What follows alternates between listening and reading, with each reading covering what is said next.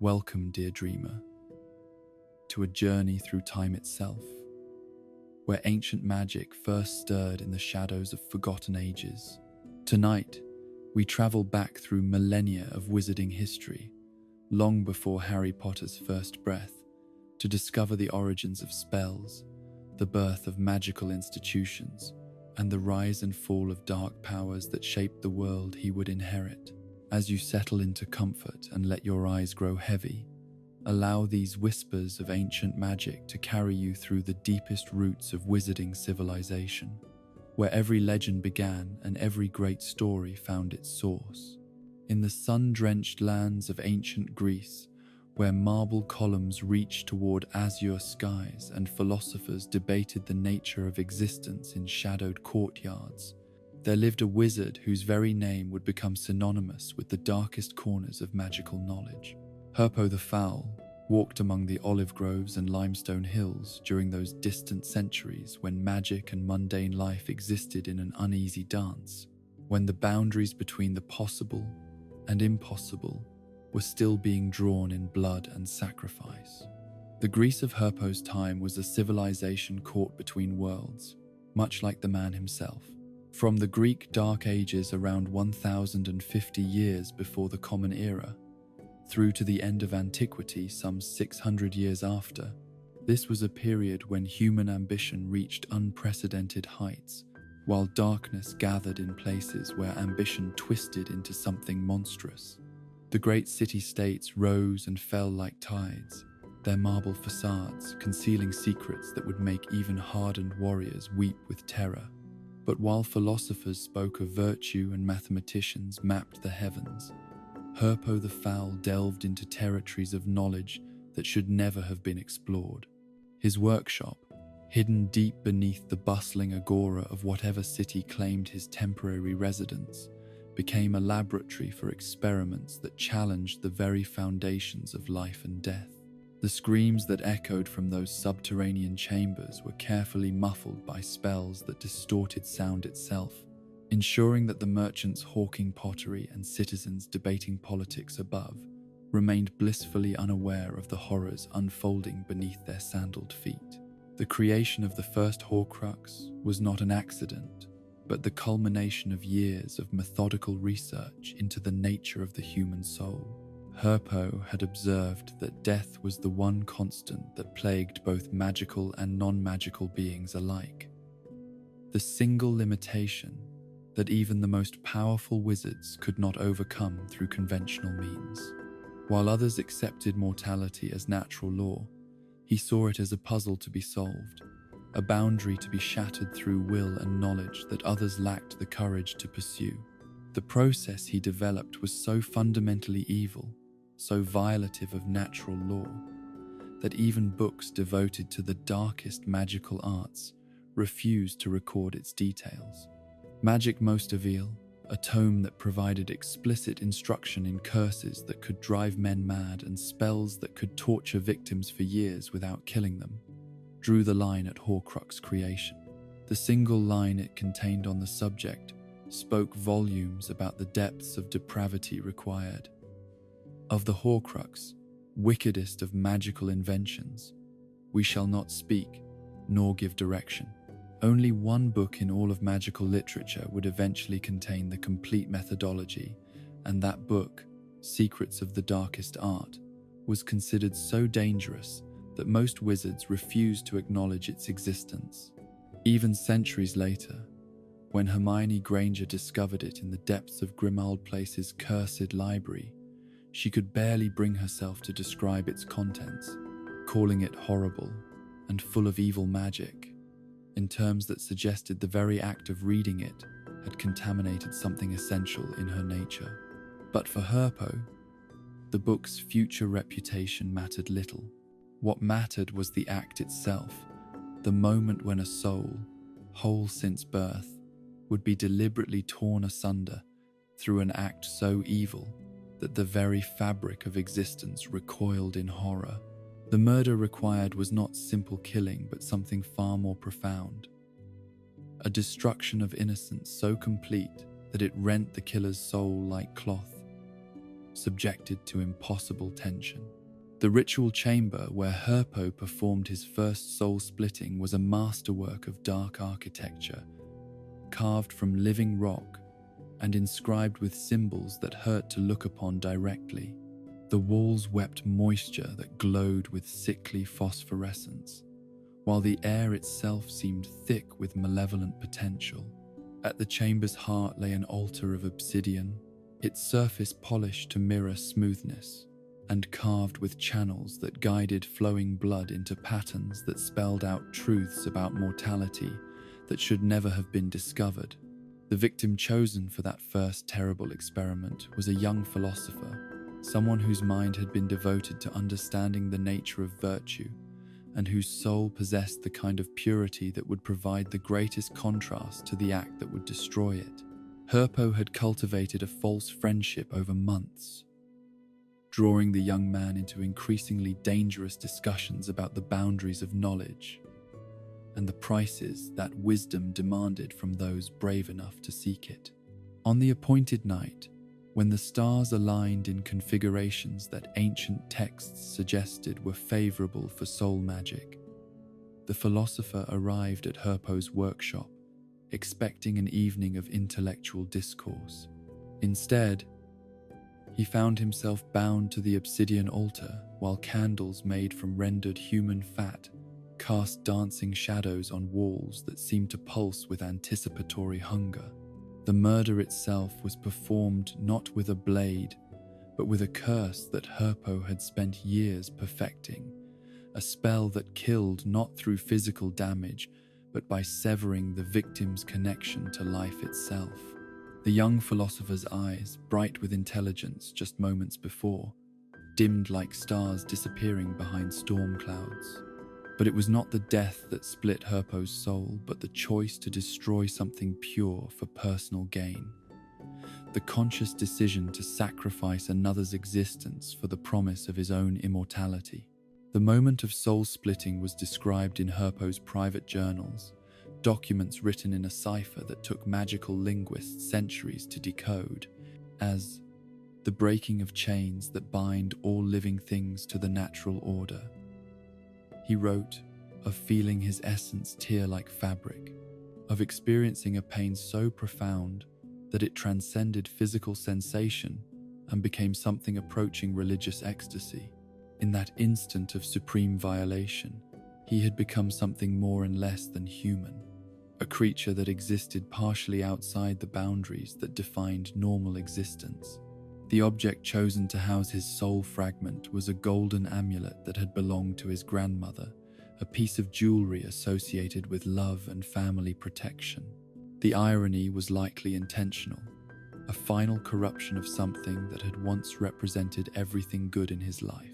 The ritual that bound the soul fragment to the amulet required 3 days of continuous incantation, during which Herpo neither ate nor slept, sustained only by the dark energy released through his violation of natural law.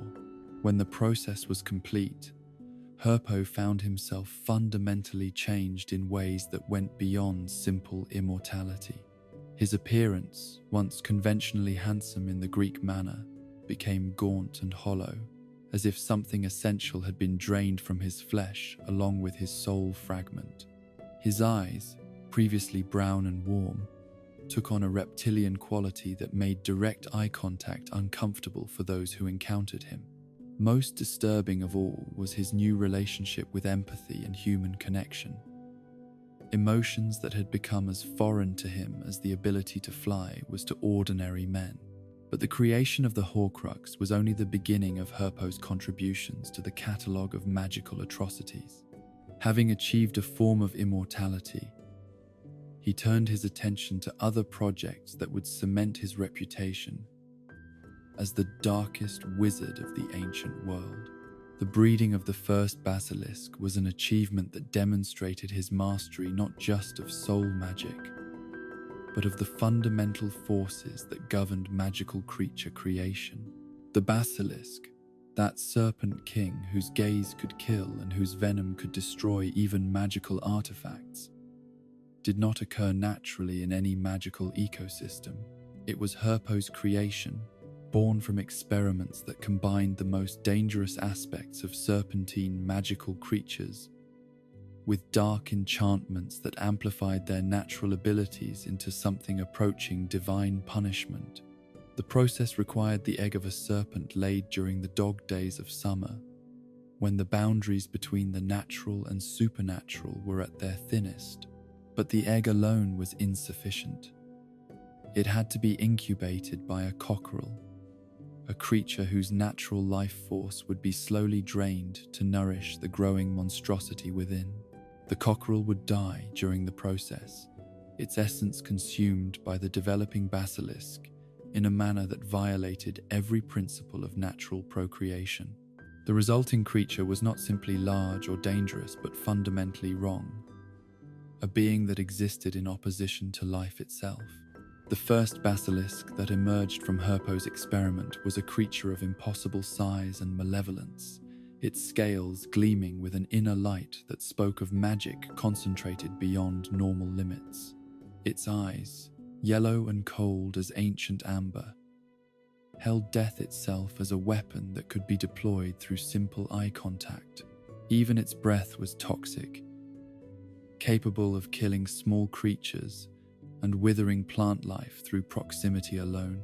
But perhaps most terrifying was the creature's intelligence.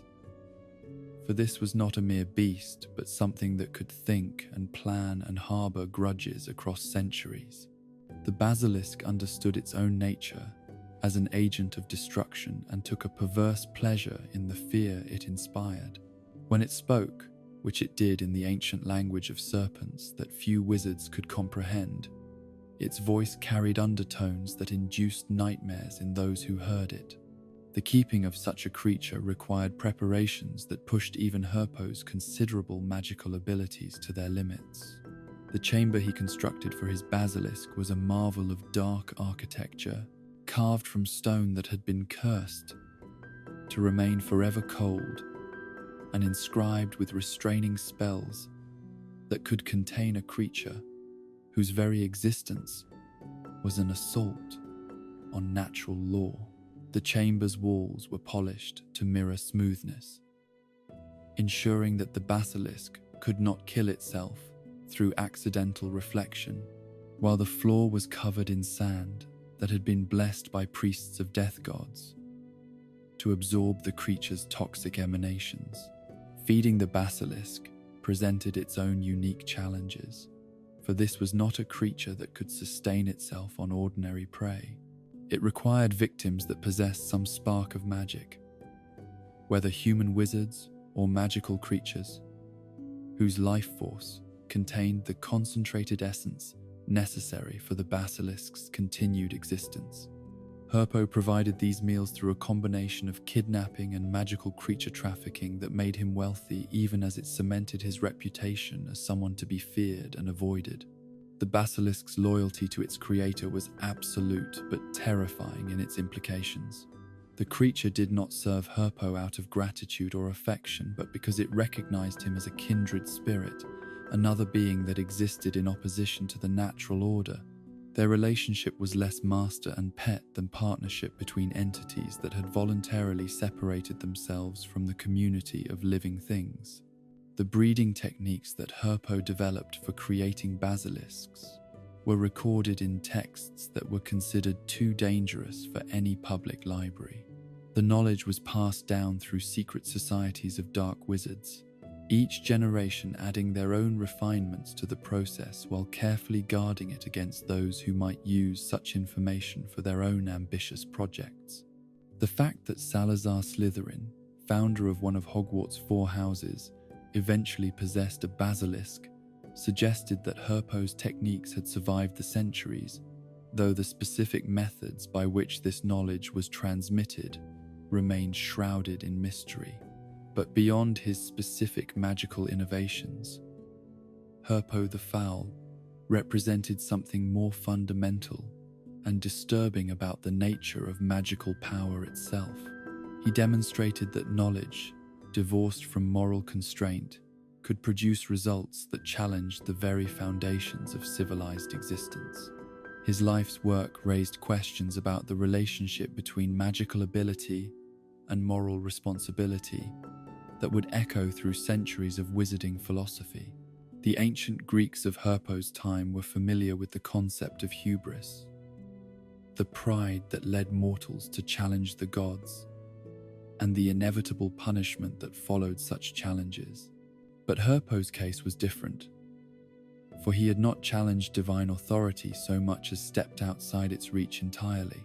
By splitting his soul and creating creatures that violated natural law, he had placed himself beyond the traditional mechanisms of cosmic justice. The isolation that resulted from his choices was both physical and spiritual. Other wizards of his era, sensing the wrongness that clung to him like a miasma, gradually ceased all voluntary contact with him. He became a figure of whispered rumors and fearful speculation, someone whose very existence reminded the magical community of possibilities they preferred not to contemplate. His workshop became a place that even desperate criminals avoided, understanding instinctively that some forms of knowledge carried prices that no rational person would choose to pay. Yet Herpo seemed to thrive in this isolation, finding in solitude the freedom to pursue research that would have been impossible under the scrutiny of peers or authorities. His journals from this period revealed a mind that had adapted to its self-imposed separation from humanity by developing new forms of satisfaction that centered around the manipulation and destruction of life itself. He wrote of his experiments with the same clinical detachment that others might use to describe routine tasks, as if the screams of his victims had become background noise, no more significant than the sound of rain on stone. The question of what eventually became of Herpo the Foul remained one of the great mysteries of ancient magical history. Some sources suggested that he died in his workshop, killed by one of his own creations in a moment of divine justice that proved even the most careful dark wizard was not immune to consequence. Others claimed that his Horcrux had functioned as intended, allowing him to survive the death of his physical body and continue his existence in some diminished but persistent form. The most disturbing possibility, whispered in the darkest corners of magical academia, was that Herpo had succeeded in his ultimate goal of transcending mortality entirely. According to this theory, he had not died, but had transformed into something beyond human understanding, a being of pure magical will that existed in spaces between normal reality. If true, this would mean that his influence on magical history extended far beyond his documented achievements, continuing through subtle manipulations and indirect guidance of others who followed similar paths toward ultimate power. The legacy of Herpo's innovations could be traced through subsequent centuries in the work of dark wizards who built upon his foundations. The techniques for creating Horcruxes, refined and developed by practitioners who lacked his pioneering genius but possessed similar moral flexibility, would eventually produce monsters like Tom Riddle, who split his soul 7 times in pursuit of immortality. The basilisk breeding methods he developed would allow Salazar Slytherin to place his own Serpent King in the depths of Hogwarts, where it would wait for centuries to resume its mission of purification through death.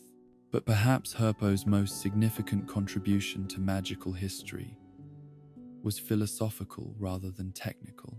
He had proven that the boundaries of magical possibility were far wider than most wizards dared to imagine, that power existed beyond the limits that civilized society imposed upon itself. This knowledge, terrible though it was, could not be uninvented or forgotten. It persisted in the collective consciousness of the magical world, like a seed of corruption, waiting for individuals with sufficient ambition and moral flexibility to nurture it into new forms of darkness. The very existence of Herpo's achievements raised uncomfortable questions about the nature of magical education and the responsibilities that came with magical ability. If such power could be used for such purposes, What obligations did magical society have to prevent its misuse? How could communities protect themselves against individuals who possessed both the knowledge and the will to step outside the boundaries that defined acceptable magical practice? These questions would echo through centuries of magical philosophy and governance, influencing everything from the establishment of magical schools to the creation of ministries of magic, devoted to regulating the use of supernatural power. The shadow of Herpo's example fell across every subsequent attempt to create systems that would prevent the emergence of similar figures, though history would demonstrate repeatedly that knowledge, once discovered, could never be completely suppressed. In the quiet corners of Hogwarts Library, in the restricted sections of magical archives around the world, in the private collections of families whose names appeared in no public records, the documentation of Herpo's work persisted. Students who stumbled upon these materials often found themselves changed by the encounter. Their understanding of magical possibility expanded in ways that no amount of conventional education could provide. Some turned away in horror, using the knowledge as a cautionary reminder of paths that should never be explored.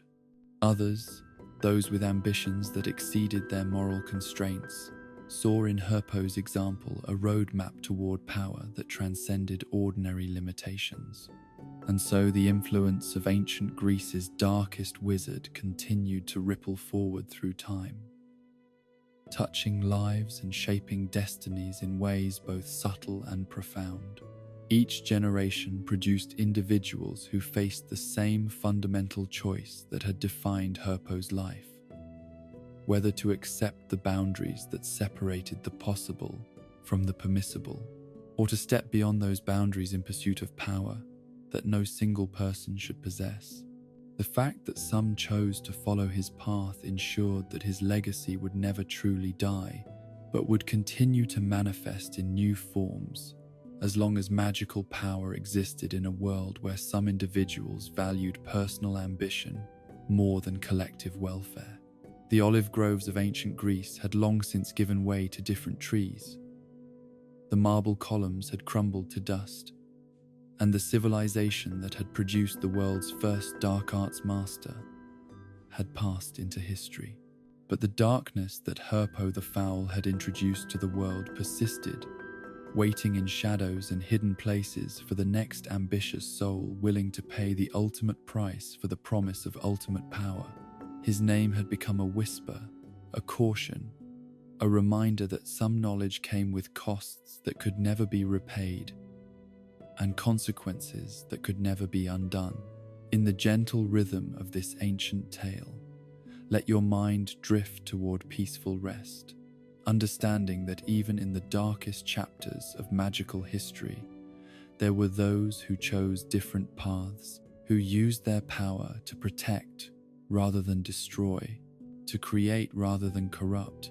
The world that would eventually welcome Harry Potter had learned these lessons through bitter experience, building safeguards and institutions designed to prevent the emergence of another Herpo the Foul. Sleep now, and dream of better choices made by braver souls in the long story of magical history. In the sun-scorched lands of the Mediterranean, where ancient olive trees cast their silver shadows across dusty hillsides, and the scent of wild thyme mingled with salt air from distant seas, there arose a craftsman whose work would revolutionize the very foundations of magical practice. The year was 382 before the Common Era, and the Roman Empire was expanding its marble fingers across territories that had known magic since the dawn of civilization. It was in this world of shifting powers and ancient mysteries that the first Ollivander established his humble stall in what would one day become the most famous magical shopping district in all of Britain. The original Ollivander, whose given name has been lost to the erosions of time, arrived in the British Isles, carrying little more than a collection of carefully selected wandwoods, a handful of precious cores, a knowledge that had been passed down through generations of Mediterranean wand makers. His journey northward had been motivated by more than simple commerce, for he carried with him revolutionary ideas about the relationship between wizard and wand that would challenge centuries of established magical practice. The etymology of his adopted name spoke volumes about both his origins and his philosophy. Ollivander meant literally, "he who owns the olive wand," a designation that immediately identified him as someone from lands where olive trees grew wild and free, their wood prized for its natural affinity with certain types of magic. But more than simple geographical identification, the name suggested a proprietorship, a claiming of authority over wandcraft that went beyond the casual craftsmanship that had previously characterized the profession. In the Mediterranean world of his youth, wand-making had been the province of local druids and wise women, practitioners who combined spiritual insight with practical craftsmanship to create tools that served their immediate communities. These early wand makers worked primarily with whatever materials were available locally, using techniques that had been passed down through oral tradition and modified according to personal intuition rather than systematic research. The results, while often effective, varied wildly in quality and capability depending on the skill and knowledge of their creators. But the young Ollivander possessed ambitions that extended far beyond the traditional boundaries of his craft. During his apprenticeship in the workshops of ancient Greece, he had observed that wands created through careful matching of core and wood consistently outperformed those assembled through convenience or availability alone. More intriguingly, he had noticed that certain combinations seemed to choose their eventual owners as much as being chosen by them, creating partnerships between wizard and wand that approached the mystical in their effectiveness. The journey to Britain had taken him through territories where Celtic druids practiced forms of wandcraft that were both more primitive and more intuitive than anything he had encountered in the Mediterranean world. These northern practitioners possessed an almost supernatural understanding of wood lore, able to identify trees that had been touched by magic simply by placing their hands upon the bark. Their knowledge of which woods were suitable for wandcraft extended beyond simple magical conductivity to encompass complex relationships between tree, season, and magical purpose that would have impressed even the most learned scholars of his homeland. The Druids defined trees not by the rigid taxonomies that would later characterize botanical science, but by their spiritual essence and magical properties. To them, anything with a woody stem qualified as a tree, regardless of size or traditional classification. This broad definition led them to experiment with materials that conventional wand makers would never have considered, including vine wood that possessed unique properties for enhancing the magical abilities of those who worked with growing things. But despite their profound understanding of magical botany, the Celtic Druids remained bound by traditions that limited the full potential of their craft. Like their Mediterranean counterparts, they expected customers to provide their own wand cores, believing that the personal connection between wizard and core material was more important than optimal magical compatibility. This practice, while spiritually satisfying, often resulted in wands that were adequate rather than exceptional, functional rather than inspired. The stall that Ollivander established in the muddy streets of what would eventually become Diagon Alley represented a revolutionary departure from these established traditions. Rather than waiting for customers to bring him their family heirloom phoenix feathers or personally harvested unicorn hairs, he began maintaining his own carefully curated collection of cores, each one selected for its specific magical properties and stored under conditions that preserved its essential nature. The cores themselves represented the fruits of extensive research and careful negotiation with the magical creatures that provided them.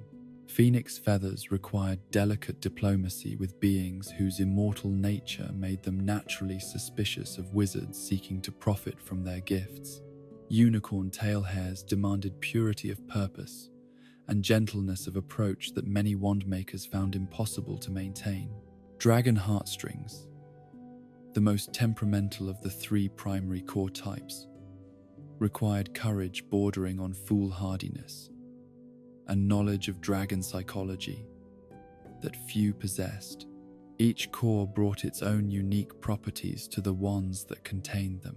Phoenix feather cores, rare and precious beyond measure, produced wands capable of the greatest range of magic, though they were also the most difficult to tame and sometimes acted independently of their owner's wishes. These wands chose their wizards according to criteria that seemed almost sentient, often rejecting perfectly capable practitioners in favor of others whose potential was less obvious but more closely aligned with the Phoenix's natural inclinations. Unicorn hair cores created wands that were most faithful to their owners, least likely to be turned to dark purposes, and most consistent in their magical output. These were wands for steadfast wizards, practitioners who valued reliability over raw power and who approached magic with respect for its moral implications. A unicorn hair wand might not produce the most spectacular effects, but it could be trusted never to fail its owner in moments of genuine need. Dragon heartstring cores produced wands with the most power and the greatest capacity for spectacular magic, but they were also the most likely to be swayed by stronger wizards and the quickest to switch allegiance if their current owner showed weakness or indecision. These were wands for ambitious practitioners, tools that responded to strength and determination, but that could become dangerous in the hands of those who lacked the will to control them properly. The wood that housed these cores was equally important in determining a wand's character and capabilities. Ollivander's research had revealed that different woods possessed distinct magical personalities that interacted with cores in complex and sometimes unpredictable ways. Oak, strong and enduring, produced wands that were ideal for defensive magic and long-term enchantments. Willow, flexible and responsive, created tools that excelled in healing and charm work. Yew, ancient and somber, yielded wands with particular affinity for transfiguration and, unfortunately, curses. But it was Ollivander's revolutionary approach to wand selection that truly transformed the craft from simple tool-making into something approaching an art form. Where previous wand makers had allowed customers to choose from available stock based on personal preference or financial considerations, he insisted that wands must choose their wizards through a process that was part divination, part psychology, and part magic that defied easy categorization. The process began when a young wizard entered his shop, usually accompanied by parents who remembered their own wand selection with mixture of excitement and trepidation. Ollivander would study the prospective customer with eyes that seemed to see beyond surface appearances, taking note not just of obvious characteristics like height and hand size, but of subtler qualities that spoke to magical potential and personal character. The first wand offered was never random but selected according to principles that Ollivander guarded as trade secrets. Sometimes the choice was based on the customer's birth date or family history, other times on observations so subtle that even experienced wizards could not identify the criteria being used. The wand would be placed in the customer's hand, and both wand maker and customer would wait for the magical resonance that indicated a successful match. When the match was wrong, the results could be dramatic and occasionally dangerous. Wands that rejected their prospective owners might produce showers of sparks, sudden changes in temperature, or magical effects that bore no relationship to anything the customer had attempted. These failures, while sometimes spectacular, provided valuable information about both wand and wizard, allowing Ollivander to refine his selection for the next attempt. But when the match was right, when wand chose wizard in that mysterious moment of mutual recognition, the results were unmistakable. A successful pairing produced a warm glow, a sense of completeness, and often a small demonstration of magic that previewed the partnership's potential. The wand would feel perfectly balanced in the customer's hand, neither too heavy nor too light, responding to the slightest movement with eager cooperation. These successful matches created relationships that often lasted entire lifetimes, partnerships between wizard and wand that grew stronger and more nuanced with years of shared experience. A properly matched wand would adapt to its owner's magical style, learning to anticipate needs and preferences in ways that made complex spell work feel effortless. Some of the greatest magical achievements in history had been accomplished by wizards working with wands that had been selected through Ollivander methods. The success of this revolutionary approach attracted attention from throughout the magical world, bringing customers from distant lands who had heard rumors of the wand maker who allowed his products to choose their owners. The little stall in the muddy streets gradually expanded into a proper shop, then into an establishment whose reputation extended far beyond the British Isles. But success brought its own challenges and responsibilities. As demand for Ollivander wands increased, the family faced the difficult task of maintaining quality while expanding production.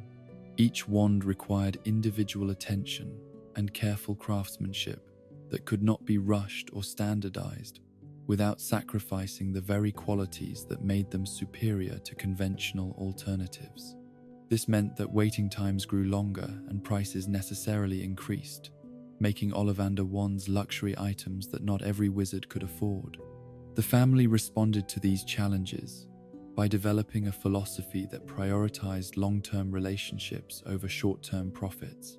Rather than simply selling wands, they began providing comprehensive services that included maintenance, repair, and consultation throughout a wand's working life.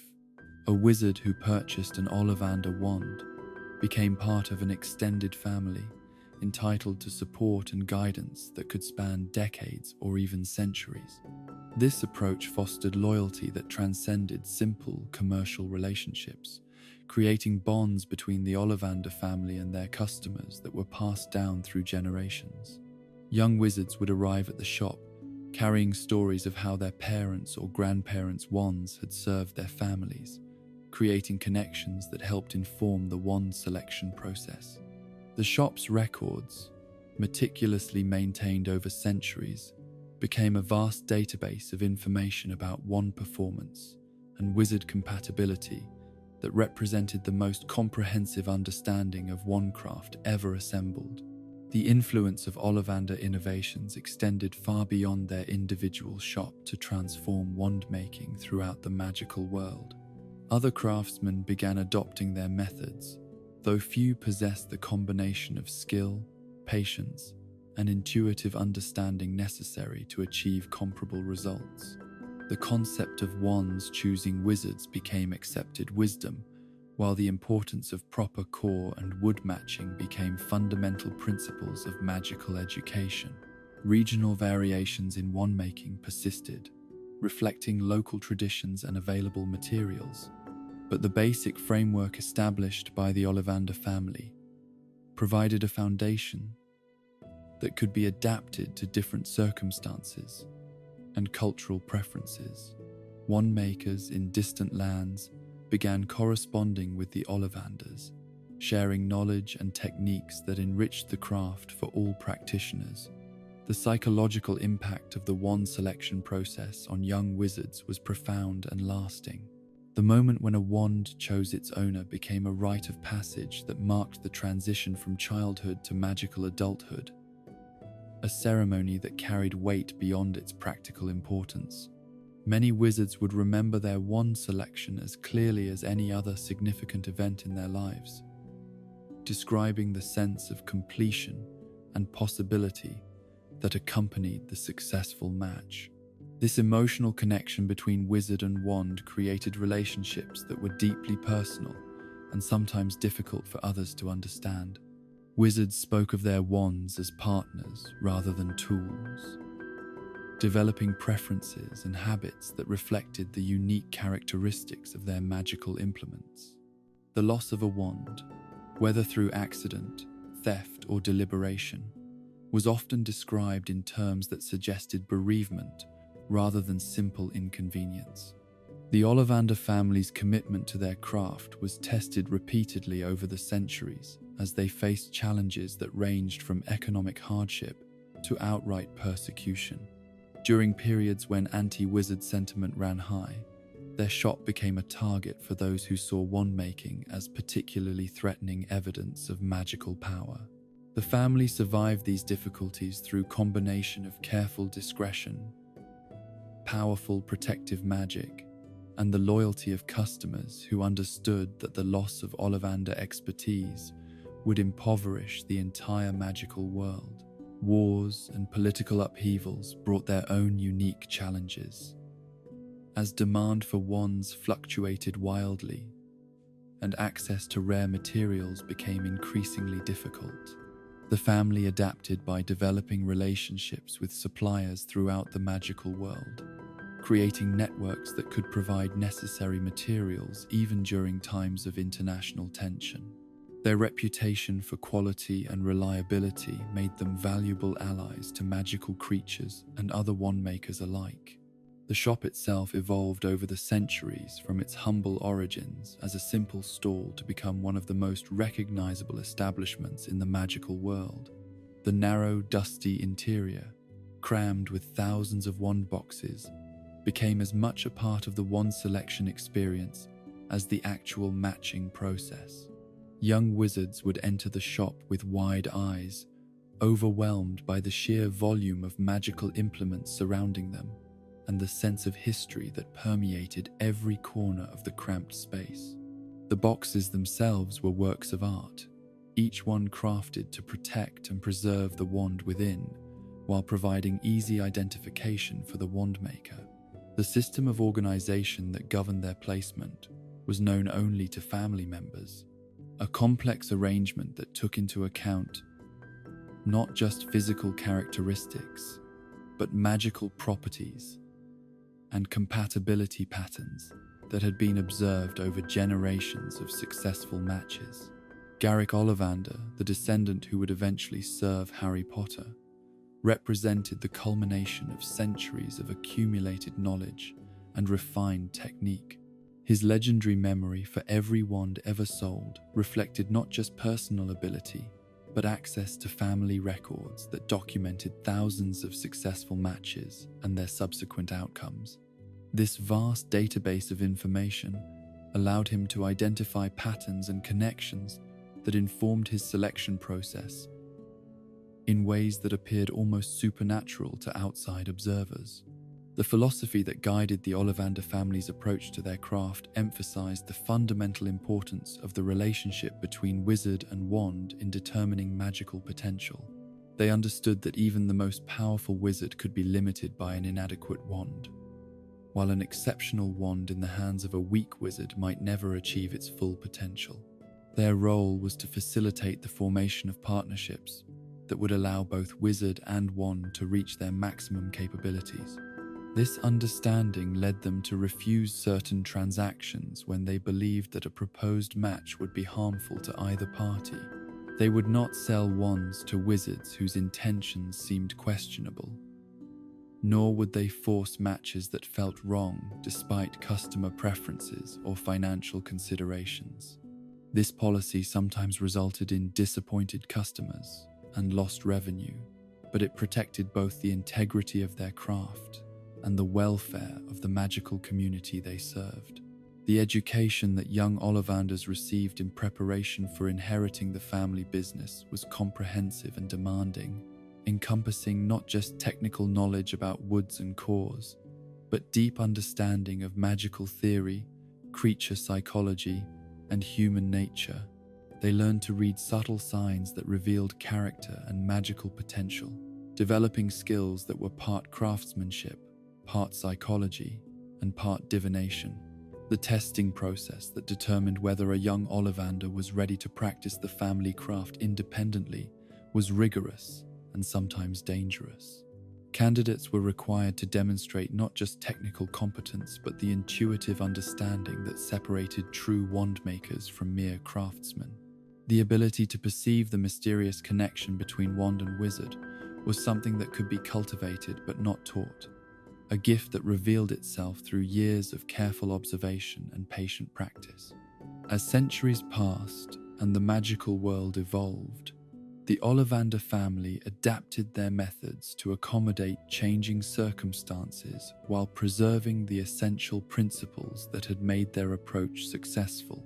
They embraced new techniques and materials when they proved worthy, but rejected innovations that sacrificed quality for convenience or profit for integrity. Their influence on magical education was profound and lasting, as young wizards learned to value their wands not as simple tools but as partners in their magical development. This understanding encouraged more thoughtful approaches to spell work and greater respect for the forces that governed magical practice, contributing to overall improvements in magical safety and effectiveness. The legacy of that first Mediterranean wandmaker who established his humble stall in muddy streets would endure through centuries of change and upheaval, creating traditions that would still be honored when Harry Potter entered the narrow shop in Diagon Alley to receive his first wand. The revolutionary concept that wands should choose their wizards had become so fundamental to magical practice that few questioned its wisdom, though the technical expertise required to facilitate such matches remained the closely guarded province of families like the Ollivanders, who had dedicated their lives to perfecting the art. In the gentle rhythm of this ancient craft, let your thoughts drift toward peaceful slumber, understanding that even the most revolutionary changes in magical practice had their origins in careful observation, patient experimentation, and dedication to excellence that transcended simple commercial success. The wand that would one day choose Harry Potter was waiting in its dusty box, patient and ready, a testament to centuries of accumulated wisdom and the enduring power of partnerships between human ambition and magical possibility. In the mist-shrouded highlands of 10th century Scotland, where ancient stones stood sentinel over valleys carved by glacial hands and the very air thrummed with magic that predated human memory, 4 extraordinary witches and wizards found themselves drawn together by a vision that would reshape magical education for all time. The world they inhabited was one of constant danger for those blessed and cursed with magical ability, a realm where the ignorance and fear of non-magical folk could transform neighbors into executioners and friends, into betrayers with the whispered accusation of witchcraft.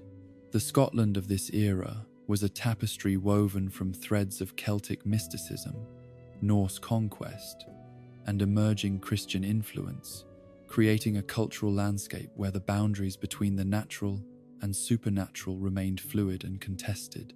Ancient standing stones dotted the countryside like silent witnesses to rituals that stretched back to the dawn of human consciousness, while newer churches rose beside them, their priests preaching salvation while secretly consulting local wise women about matters that their theology could not address.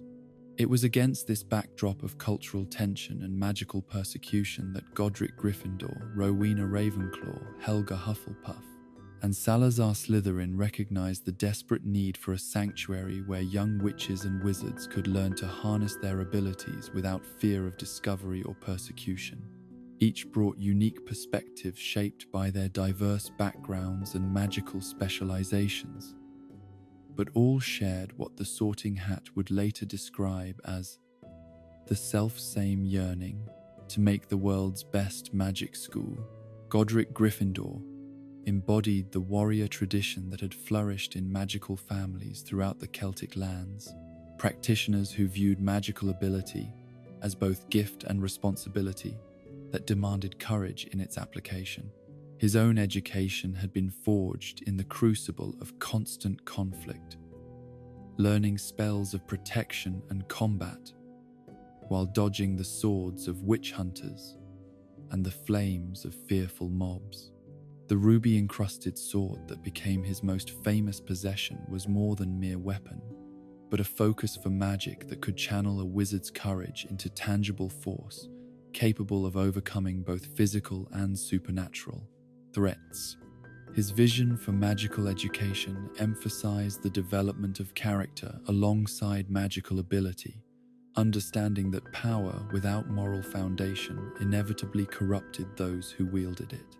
He had seen too many promising young wizards fall to the temptation of using their abilities for personal gain at the expense of those weaker than themselves, transforming from protectors into predators through gradual erosion of ethical constraints. The house he would eventually found would select students whose bravery and moral courage suggested they could be trusted with the awesome responsibilities that magical ability entailed. Rowena Ravenclaw represented the scholarly tradition that had preserved magical knowledge through the dark centuries when literacy itself was rare and precious. Her personal library contained texts that dated back to the Roman occupation and beyond, manuscripts that had been copied and recopied by generations of magical scholars who understood that knowledge lost might never be recovered. She possessed an intellect so sharp and comprehensive that other learned wizards sought her counsel on theoretical questions that had puzzled magical thinkers for centuries. But beyond mere intellectual ability, Ravenclaw understood that wisdom differed fundamentally from simple knowledge, requiring not just the accumulation of facts, but the development of judgment that could apply those facts appropriately. Her contributions to the school's founding included not just curriculum development, but the creation of teaching methods that encouraged students to think independently rather than simply memorizing established procedures. The house she would create would value learning for its own sake, while recognizing that true wisdom required both intellectual brilliance and ethical grounding. It was Ravenclaw who provided the school with its distinctive name, drawn from a prophetic dream in which a warty hog had led her to a cliff overlooking a black lake, showing her the location where their vision could become reality. The symbolism was not lost on her scholarly mind, for the hog represented earthly wisdom and practical knowledge, while the cliff suggested the elevated perspective that education could provide to those willing to climb toward understanding. The lake, dark and mysterious, symbolized the depths of magical knowledge that remained to be explored by future generations of students. Helga Hufflepuff brought to their partnership the healing traditions that had sustained magical communities through centuries of hardship and persecution. Her expertise in herbology and potion making was legendary throughout the British Isles, and her personal gardens contained specimens of magical plants that existed nowhere else in the known world. But her greatest contribution was the understanding that magical education must serve all students, regardless of their backgrounds or natural abilities, rather than focusing exclusively on those who showed exceptional promise. Her philosophy emphasized the values of hard work, loyalty, and fair play that had enabled magical communities to survive and flourish despite external pressures and internal divisions. She understood that a school's true success would be measured not by the achievements of its most gifted graduates, but by its ability to develop the potential that existed in every student, however modest that potential might initially appear. The house she would establish would welcome students whom other founders might overlook, providing them with the support and encouragement needed to discover their own unique forms of magical excellence. Hufflepuff's expertise in practical magic proved invaluable during the school's construction, as her knowledge of preservation charms and protective enchantments helped create an institution that could endure through centuries of change and challenge. Her understanding of how to work with natural magical forces, rather than against them, influenced the school's design in ways that would provide both beauty and functionality for generations of students and staff. Salazar Slytherin, the most complex and ultimately tragic of the four founders, brought to their collaboration an understanding of magical power that was both profound and dangerous. His ancestry traced back to the earliest magical families of the British Isles, bloodlines that had preserved ancient knowledge and techniques through careful intermarriage and jealous secrecy. His personal magical abilities exceeded those of his partners in raw power, if not in wisdom, and his knowledge of protective magic and defensive enchantments would prove crucial in creating a school that could remain hidden from hostile eyes. His contributions to the school's founding were significant and lasting, including the development of many of the protective enchantments that would shield Hogwarts from discovery and attack throughout its long history. His understanding of bloodline magic and hereditary enchantments informed the creation of the school's acceptance procedures, while his expertise in defensive magic helped establish the protocols that would protect students from both external threats and internal conflicts. But beneath his undeniable brilliance lay attitudes and beliefs that would ultimately prove incompatible with the inclusive vision shared by his partners. His conviction that magical ability was primarily hereditary, passed down through pure wizarding bloodlines and diluted by contact with non-magical families, led him to advocate for admission policies that would exclude Muggle-born students entirely. These beliefs, rooted in centuries of pure blood tradition, but divorced from empirical evidence about magical ability, would eventually drive a wedge between him and his fellow founders that no amount of shared purpose could bridge. The location chosen for their school was both strategically brilliant and symbolically appropriate, situated in the Scottish Highlands far from major population centres, but accessible to magical families throughout Britain and beyond. The landscape itself possessed qualities that made it ideal for magical education, with natural features that could be incorporated into both curriculum and protection schemes. The Black Lake that had featured in Ravenclaw's prophetic dream proved to be home to magical creatures that could serve as both subjects of study and guardians against unwanted intrusion. The process of constructing the castle required magical techniques that pushed the boundaries of what four individuals could accomplish, even individuals of their exceptional abilities. The stone itself was quarried from sources throughout Scotland, each type selected for specific magical properties that would contribute to the building's overall enchantment. The massive blocks were shaped and positioned through combination of conventional construction techniques and magical enhancement that allowed them to create structures that defied normal architectural limitations. The Great Hall, with its enchanted ceiling that reflected the sky above, became the physical and symbolic heart of their creation, a space where the entire school community could gather in shared purpose, regardless of house affiliation or personal differences. The four house tables, each bearing the colors and symbols of its founder, created a structure that encouraged both loyalty and healthy competition, while maintaining the overall unity necessary for educational success. The dormitories and common rooms designed for each house reflected the personalities and preferences of their founders, while providing spaces where students with similar temperaments and values could form the deep friendships that would sustain them throughout their lives. The moving staircases that connected different levels of the castle were more than mere transportation, but a teaching tool that encouraged adaptability and kept students alert to changing circumstances. The creation of the sorting hat represented perhaps their most inspired collaborative achievement, a magical artifact that could evaluate the essential qualities of incoming students and place them in houses where they would find both challenge and support.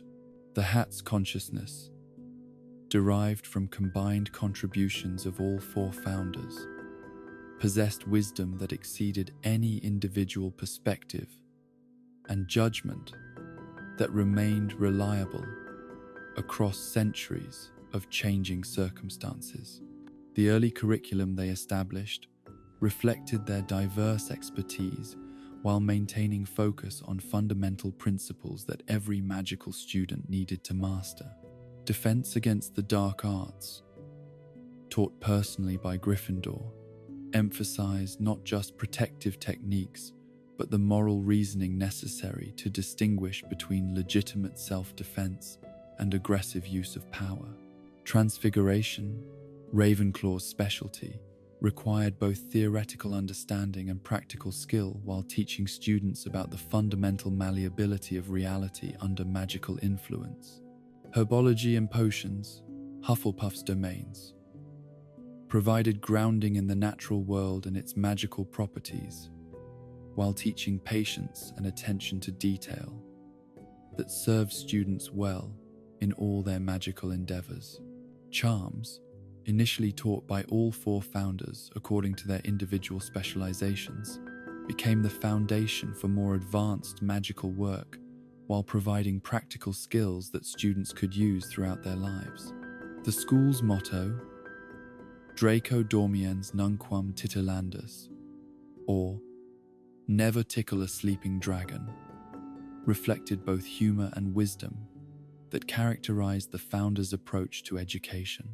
The phrase acknowledged that magical ability, like a sleeping dragon, possessed tremendous potential for both creation and destruction, requiring respect and careful handling rather than reckless experimentation.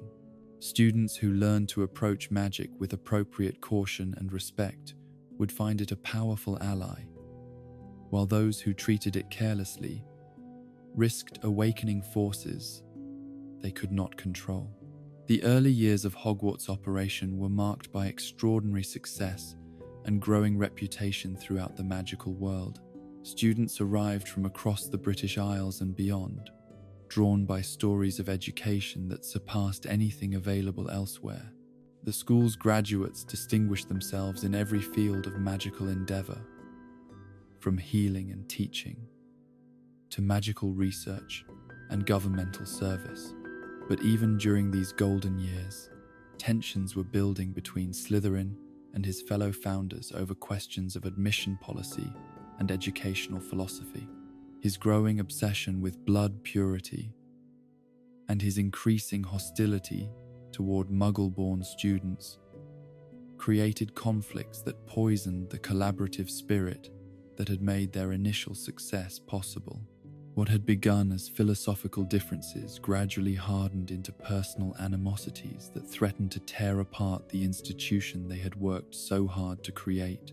The breaking point came when Slytherin issued his ultimatum, demanding that admission be restricted to students from pure wizarding families and threatening to leave the school if his demands were not met. His fellow founders, recognizing that such a policy would betray the inclusive vision that had motivated their work, stood firm in their refusal. The confrontation was particularly painful for Gryffindor, who had considered Slytherin a close friend and whose attempts at mediation were rebuffed with increasing hostility.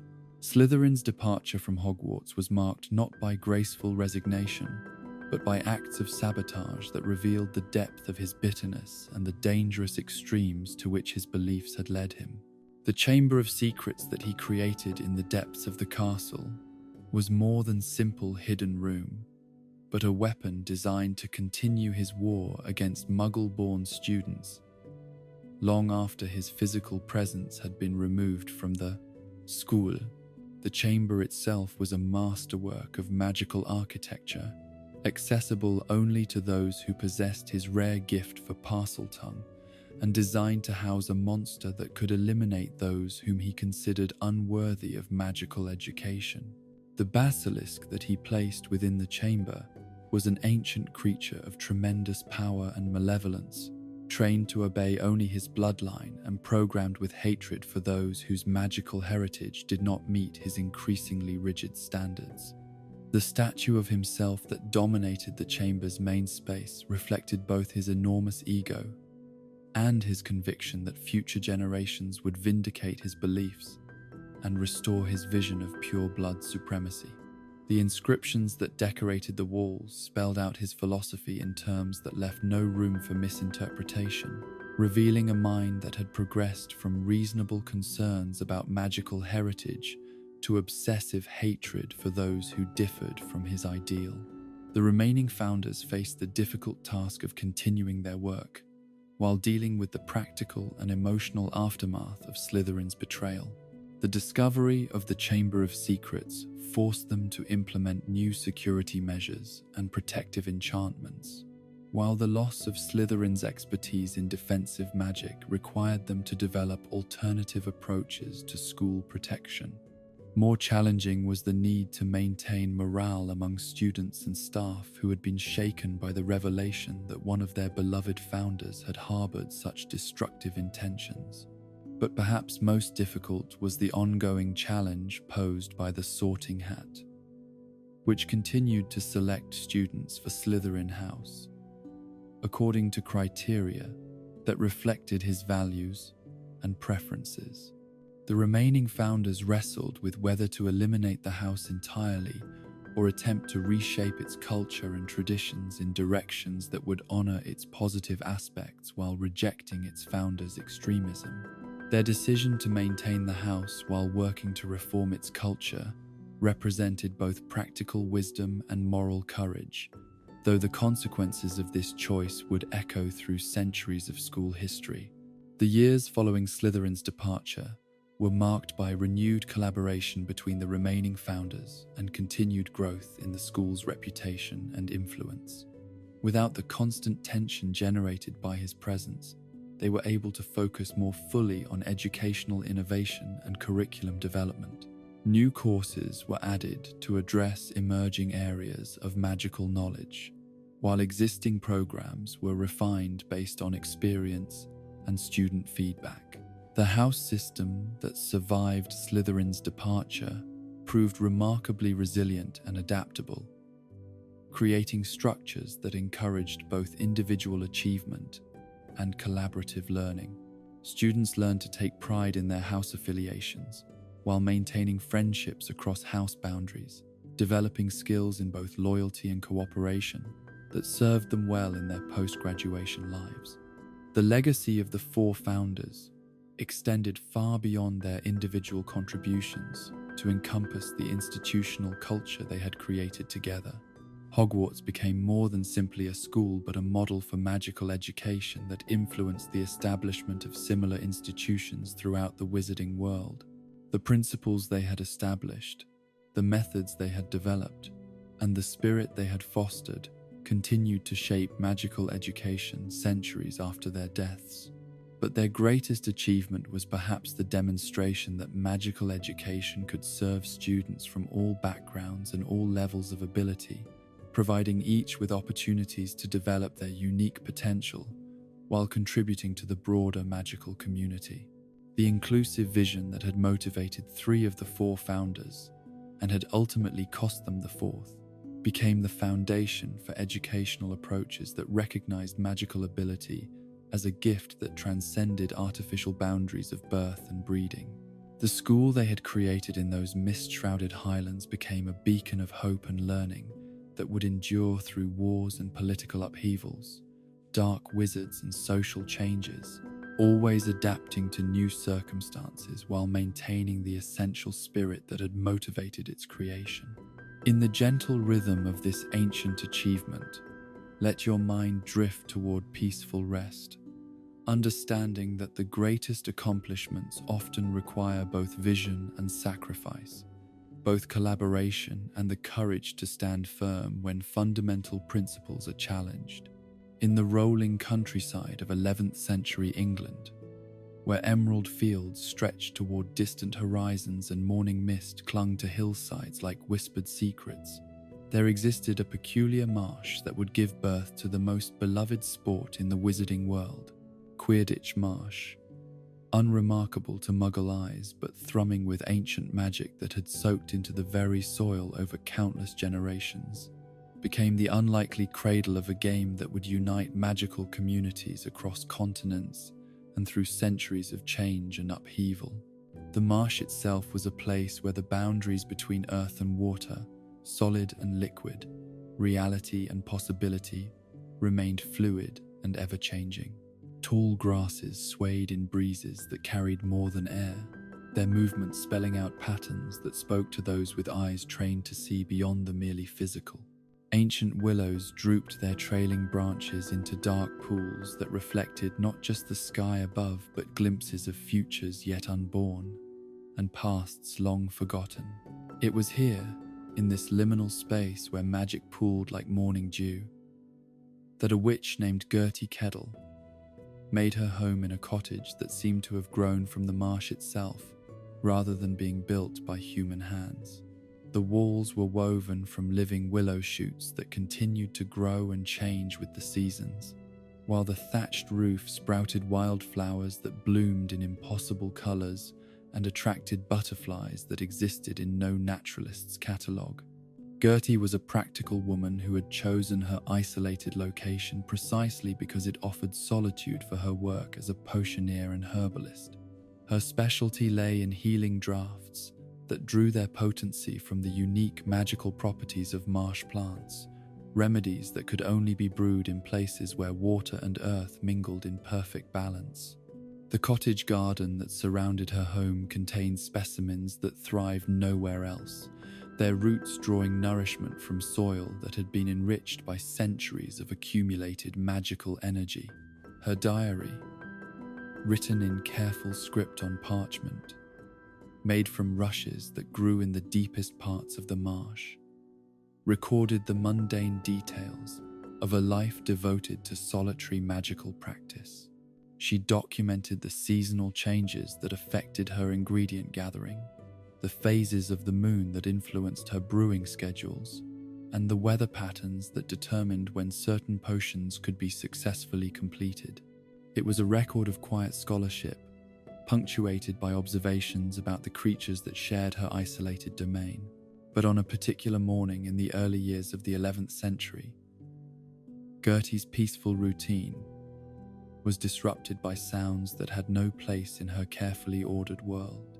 The thunderous roar of voices raised in competition, the sharp crack of wooden objects striking together, and the peculiar whistling noise of things flying through air at speeds that natural creatures could never achieve, drew her from her cottage to investigate the source of this unprecedented commotion.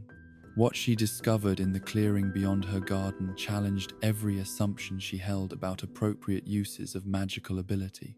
A group of young wizards, perhaps 20 in number, were engaged in what could only be described as organized chaos, mounted on broomsticks that carried them through elaborate aerial maneuvers while they pursued various flying objects with single-minded determination that bordered on obsession. The participants in this strange ritual were divided into two groups, each distinguished by colored sashes tied around their waists, and each apparently committed to preventing the other from achieving objectives that remained mysterious to the bemused observer. They flew with skill that suggested long practice, their movements coordinated despite the apparent frenzy of their competition, their shouts and calls creating a cacophony that sent marsh birds fleeing toward quieter territories. At the center of their attention was a leather ball, roughly spherical, but irregular enough to create unpredictable flight patterns when thrown or kicked.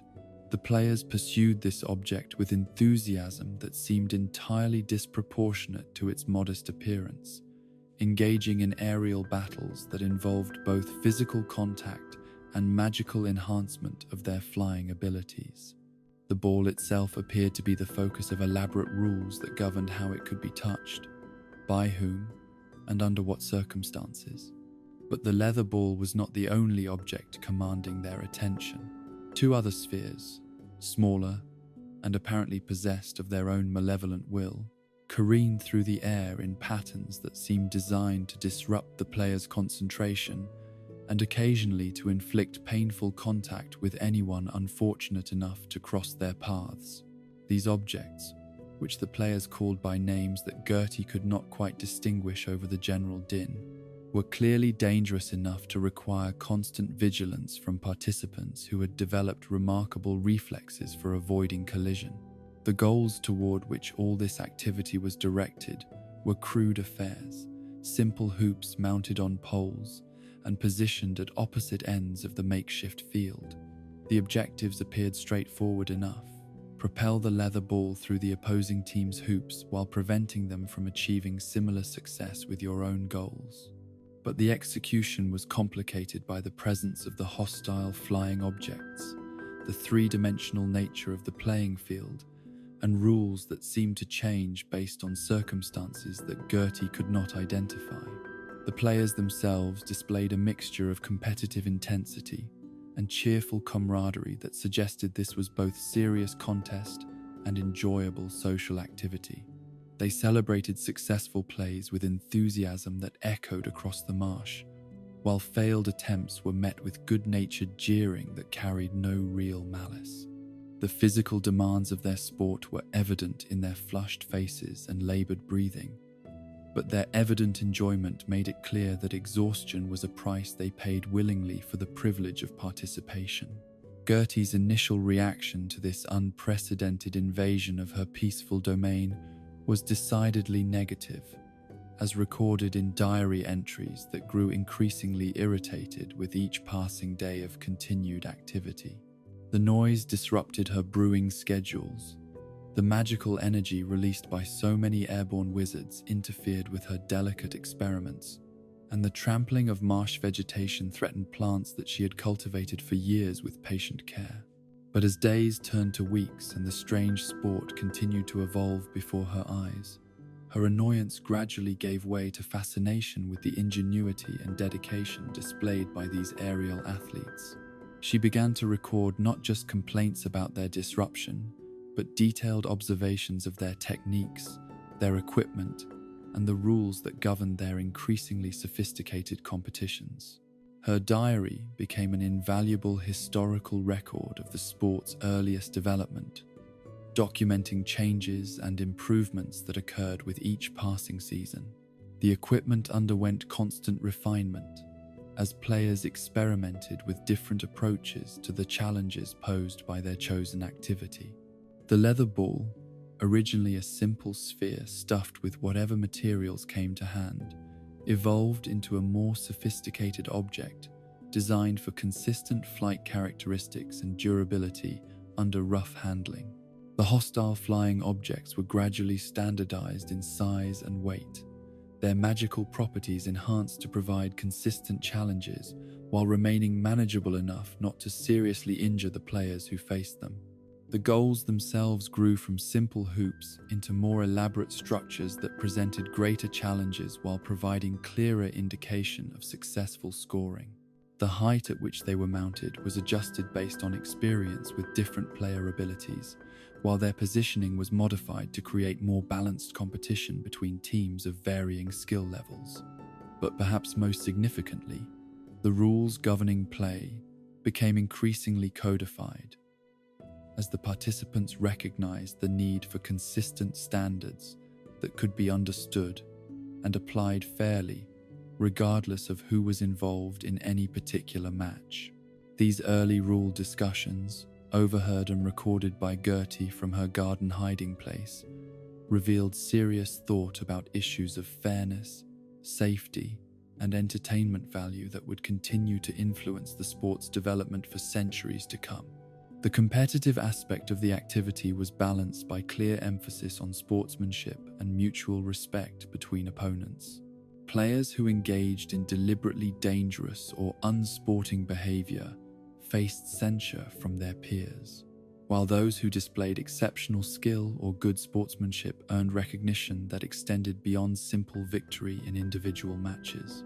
The community that formed around this strange new sport developed its own culture and traditions, creating bonds between participants that transcended the artificial divisions created by team membership. As the months passed and Gertie's detailed observations accumulated, patterns began to emerge that suggested this was more than simple recreational activity. The skills developed through aerial competition had obvious applications to other magical endeavors, from transportation to combat to rescue operations that required precise flying ability under challenging conditions. The teamwork and strategic thinking required for success translated readily to other collaborative magical work, while the physical conditioning demanded by sustained flight provided health benefits that conventional magical practice could not match. The social aspect of the sport proved equally significant, as players from different magical families and social backgrounds found common ground in their shared passion for aerial competition. Economic and class distinctions that might have prevented interaction in other contexts became irrelevant when success depended entirely on skill, courage, and teamwork rather than wealth or family connections. The sport became a democratizing force within the magical community, creating opportunities for talented individuals to distinguish themselves regardless of their backgrounds. News of the strange activities at Quidditch Marsh began to spread throughout the magical communities of England, carried by participants who returned to their home villages with enthusiastic descriptions of the new sport and its unique challenges. The accounts, embellished through retelling and enhanced by the natural tendency of witnesses to emphasize the most dramatic aspects of what they had observed, created growing interest in this novel form of magical competition. The spread of the sport beyond its birthplace was facilitated by the relatively simple equipment requirements and the adaptability of its basic concept to different locations and circumstances. Any sufficiently large open space could serve as a playing field, while the magical objects required could be created by competent wizards using techniques that were challenging but not impossibly difficult. Most importantly, the sport's appeal transcended regional differences in magical tradition and practice, offering entertainment and challenge that could be appreciated by anyone with basic flying ability. By the early years of the 12th century, organized matches were being played throughout England, each region developing its own variations and refinements while maintaining the essential character that had made the sport appealing in its original form. The Yorkshire wizard Goodwin Neen, whose detailed letter to his Norwegian cousin provided the next major historical record of the sport's development, described a game that had evolved significantly from Gertie Keddle's original observations while retaining the fundamental elements that made it distinctive. Neen's correspondence revealed that the sport had acquired a name, though one that bore little resemblance to its eventual designation. Quidditch, as he spelled it, reflected the linguistic changes and regional variations that were already beginning to influence the sport's terminology. His description of blooders and catchers suggested that the specialized roles and equipment had undergone similar evolution, adapting to practical experience and local preferences, while maintaining their essential functions. The scoring system described in Kneen's letter had become more sophisticated than Gertie's original observations suggested, with new scoring barrels that provided clearer objectives and more balanced competition. The 3 goals at each end of the field, mounted on stilts to provide appropriate challenge while remaining achievable, represented significant advancement in equipment design based on accumulated experience with what worked and what did not.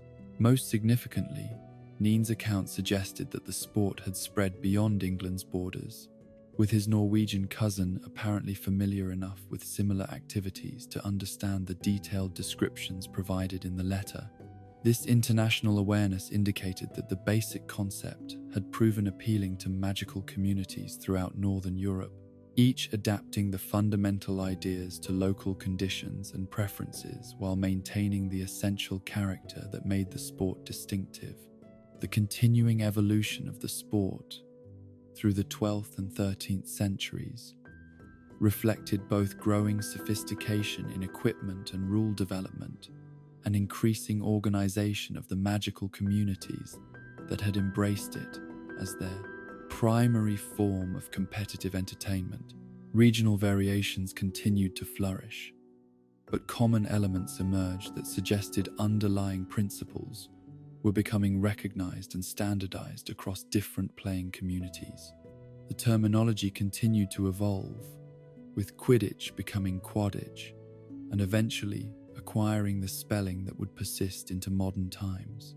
The blooders and catchers of Neen's era transformed into bludgers and chasers, terms that more accurately reflected their functions while remaining connected to the sport's historical development. Most significantly, the quaffle emerged as the standard name for the main scoring object, replacing earlier regional variations with a term that was both descriptive and memorable. The most revolutionary change in the sport's development came in the middle of the 13th century, with the introduction of the golden snitch, an addition that transformed both the strategic complexity and dramatic appeal of competitions in ways that elevated the sport from simple athletic contest to something approaching theatrical performance. The snitch, with its elusive flight patterns and game-ending significance, added elements of unpredictability and individual heroism that balanced the team-oriented aspects that had previously dominated play. The role of Seeker, created specifically to pursue the golden snitch, became the sport's most glamorous and challenging position, requiring not just exceptional flying ability, but the psychological resilience to maintain focus and determination despite long periods of unsuccessful pursuit. The Seeker's ability to end the game through successful capture of the snitch created dramatic tension that kept spectators engaged even during matches where team scoring remained relatively even. The addition of the golden snitch also introduced new strategic considerations that elevated the intellectual demands of the sport beyond simple athletic competition. Teams had to balance their efforts between traditional scoring through the goals and support for their seekers' pursuit of the game-ending catch, creating complex tactical situations that required both individual excellence and coordinated team play. The cultural impact of this evolved sport extended far beyond simple entertainment, becoming a binding force that helped unite the often fractious magical communities of medieval Europe. Matches between teams, representing different regions or magical families, became focal points for community identity and pride, while the shared enthusiasm for the sport created connections that transcended political and social boundaries that might otherwise have prevented cooperation and understanding. The sport's emphasis on fair play and mutual respect influenced magical culture more broadly, establishing standards for competitive behavior that extended beyond the playing field to other areas of magical society. The concepts of honor and sportsmanship that governed proper conduct during matches became models for appropriate behavior in other contexts, contributing to the development of ethical frameworks that helped magical communities maintain stability despite the powerful forces that individual magical ability could unleash. The economic impact of the sport's growth was equally significant, creating new opportunities for magical craftsmen who specialized in equipment manufacture and maintenance, for entrepreneurs who organized matches and tournaments, and for talented players who could earn livelihood through their athletic abilities. The sport became a significant factor in magical commerce, generating trade in specialized equipment and creating demand for services that supported both casual recreation and serious competition. As the sport matured and spread throughout the magical world, it developed its own literature and scholarly tradition, with tactical manuals and historical accounts that preserved knowledge about techniques and strategies, while documenting the achievements of particularly skilled players and teams. These texts became important cultural artifacts that reflected not just athletic innovation, but broader changes in magical society and the values that shaped competitive behavior. The training methods that evolved to support serious competition pushed the boundaries of what was considered possible in magical athletics, developing techniques for enhanced flying performance and tactical coordination that had applications beyond sports to transportation, combat, and rescue operations that required exceptional aerial ability. The sport became a laboratory for innovation in magical techniques that benefited the broader magical community. In the gentle rhythm of this ancient sport's development, let your mind drift toward peaceful slumber, understanding that the greatest achievements often emerge from simple beginnings, growing through the dedication and enthusiasm of individuals who recognize potential in activities that others might dismiss as mere recreation. The game that would eventually entrance Harry Potter and millions of other magical folk had its humble origins in a marsh where one practical witch recorded her annoyance at noisy neighbors, never imagining that she was documenting the birth of a cultural phenomenon that would endure for centuries. In the shadowed forests of late 11th century Europe, where ancient oaks whispered secrets to those who knew how to listen, and moonlight filtered through canopies that had sheltered druids and mystics since time immemorial, three brothers walked a path that would forever alter the relationship between life and death in the magical world. The Peverell brothers, Antioch, Cadmus, and Ignotus, were not mere wanderers, but skilled wizards whose mastery of magic had earned them reputations that extended far beyond the boundaries of their native lands. The world they inhabited was one where the boundaries between legend and reality remained fluid, where stories passed down through generations of magical folk contained truths that transcended simple historical fact. Magic itself was less codified than it would become in later centuries, practiced through intuition and inherited knowledge rather than systematic study, making possible achievements that would seem impossible to wizards trained in more rigid traditions. Antioch Peverell, eldest of the three brothers, embodied the warrior tradition that had flourished among magical families since the dawn of recorded history. His reputation as a duelist was unmatched in his generation, built through countless encounters with dark wizards, magical creatures, and rival practitioners who had challenged his supremacy only to discover that his skill exceeded even the most extravagant rumors. His wand, crafted from elder wood and containing a core of thestral tail hair, was itself a masterwork that responded to his aggressive magical style, with power that seemed to exceed normal limitations. But beneath his martial prowess lay a deeper hunger that no amount of victory could satisfy. Antioch understood that even the most skilled duelist faced the inevitable limitation of mortality, that age and accumulating injuries would eventually slow his reflexes and weaken his magical core until someone younger and faster could claim the supremacy he had worked so hard to establish. This knowledge gnawed at him like a persistent curse, transforming triumph into temporary satisfaction and making each victory feel hollow because it brought him closer to the defeat that time would inevitably deliver. His obsession with finding a weapon that could guarantee eternal victory had led him through the darkest corners of magical knowledge, consulting texts that other wizards avoided, and seeking audiences with creatures whose very existence challenged comfortable assumptions about the nature of reality. He had learned of elder wands crafted in ages past, weapons that supposedly could not be defeated in single combat, but none that he had encountered had lived up to their legendary reputations. Cadmus Peverell, middle brother and perhaps the most intellectually gifted of the three, had devoted his magical studies to the mysteries of death and what lay beyond the veil that separated the living from the departed.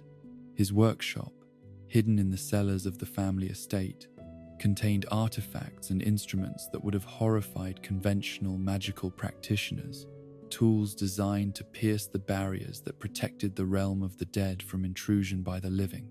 His motivation was more personal than his brother's quest for martial supremacy.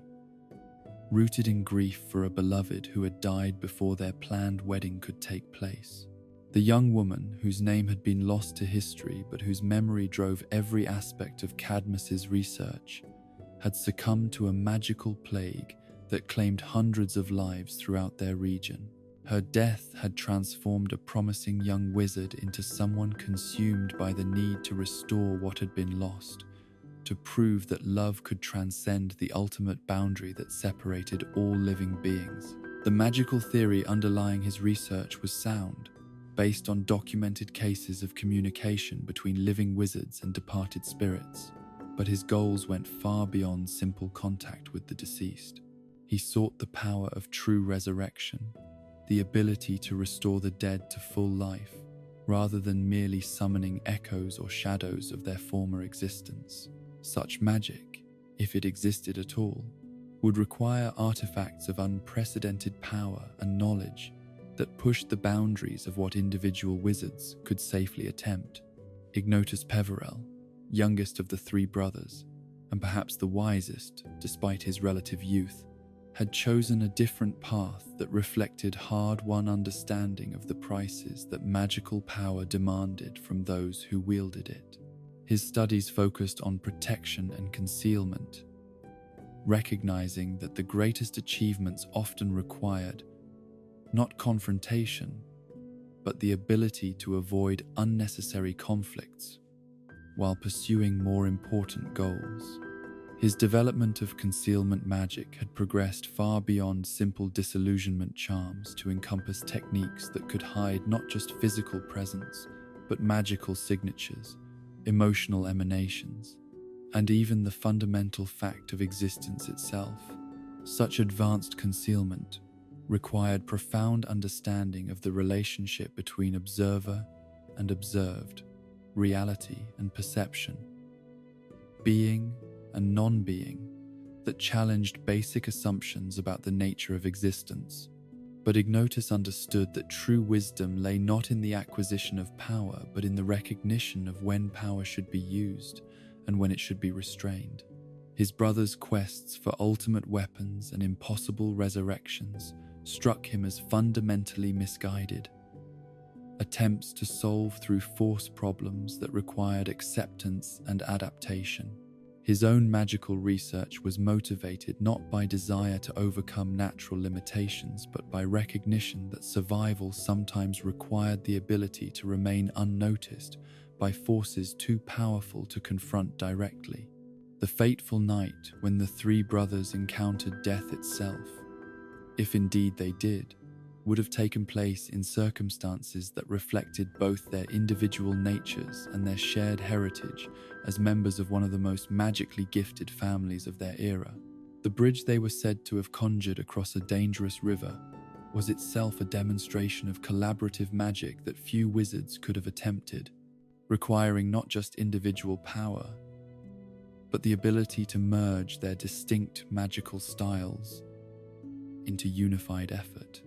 The river that blocked their path was no ordinary waterway, but one of those liminal spaces where the natural and supernatural worlds intersected, a place where magic pooled and concentrated until it became dangerous to ordinary travelers.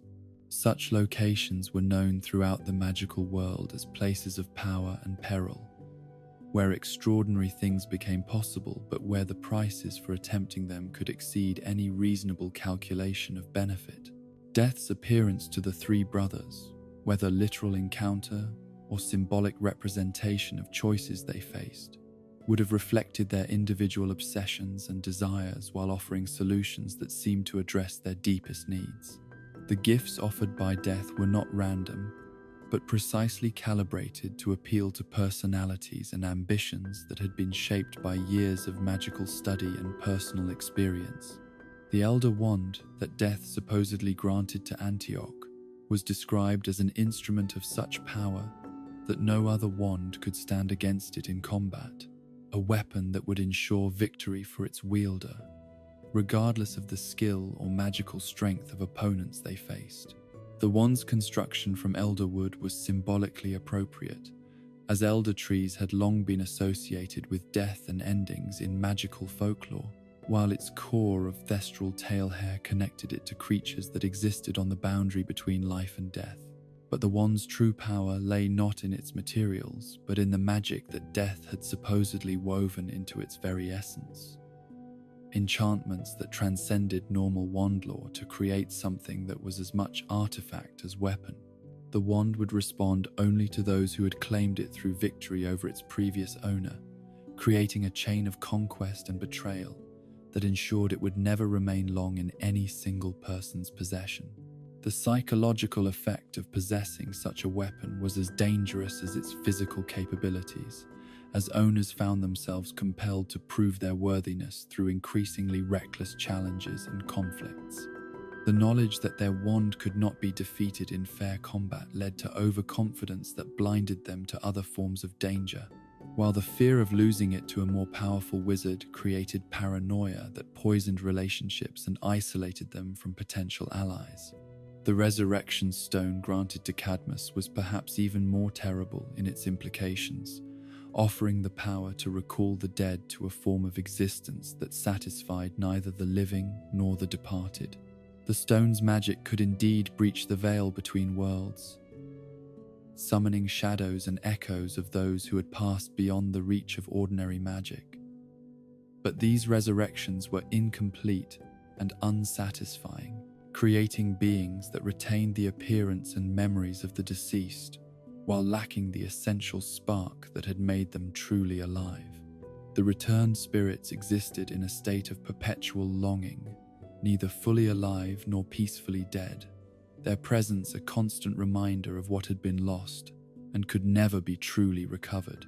They were cold to the touch and distant in manner, their responses to the living world muted and strange, as if they perceived reality through veils that could not be fully lifted. Most cruelly, they suffered from their incomplete restoration, aware of their diminished state, but powerless to achieve the full life that remained forever beyond their reach. The stone's power was particularly seductive because it seemed to offer exactly what grief-stricken individuals most desperately desired: the return of beloved dead to the world of the living.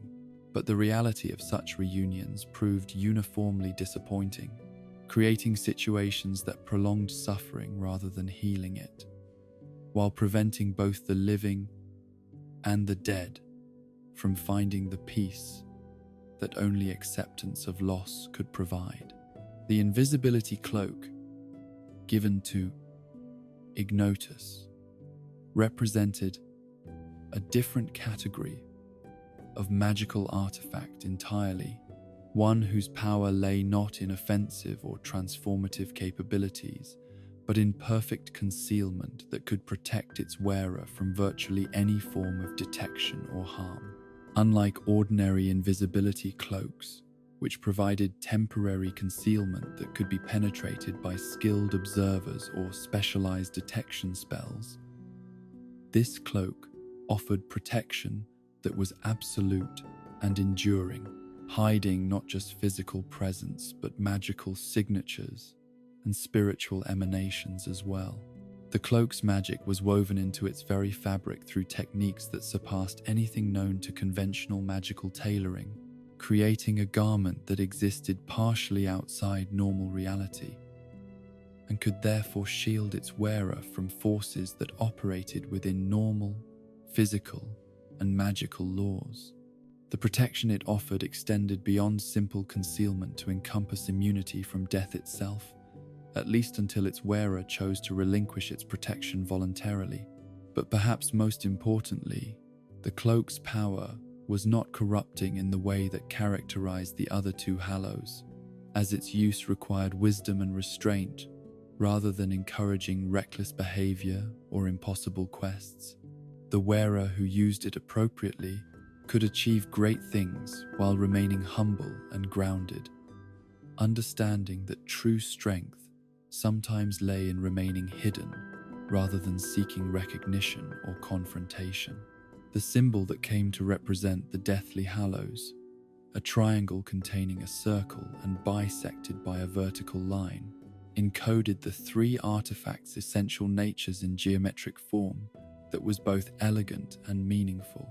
The triangle represented the invisibility cloak that could hide its wearer from all forms of observation. The circle symbolized the resurrection stone that promised to complete the cycle of life and death, and the line indicated the Elder Wand that could cut through any opposition to achieve its wielder's desires. The symbol's appearance throughout magical history, carved into ancient stones and inscribed in the margins of medieval manuscripts, suggested that knowledge of the Hallows had spread far beyond the immediate family and associates of the Peverell brothers. Some magical historians argued that the symbol predated the brothers' supposed encounter with death by centuries or even millennia, representing archetypal concepts that had attracted human attention since the dawn of magical consciousness. The true origins of the three Hallows remained matters of scholarly debate and mythological speculation rather than established historical fact. While the Peverell brothers were documented historical figures whose magical abilities were well attested by contemporary sources, the specific circumstances of their acquisition of the three artifacts were recorded only in folklore and legend that had been embellished through centuries of retelling. Some scholars argued that the brothers had indeed created the three Hallows themselves, using their combined magical expertise to craft artifacts that embodied their individual obsessions and areas of study. This theory suggested that their encounter with death was a metaphorical representation of the moment when they achieved breakthroughs that transcended normal magical limitations, crossing boundaries that separated the possible from the impossible, at costs that would ultimately prove greater than any benefits achieved.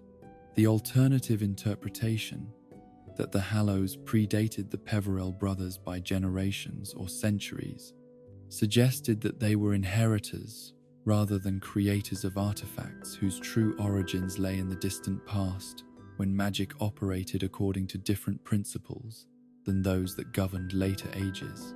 According to this theory, the brothers' role was not as creators, but as discoverers who recognized the artifact's true nature and learned to wield powers that had been waiting throughout history for practitioners skilled enough to unlock their potential.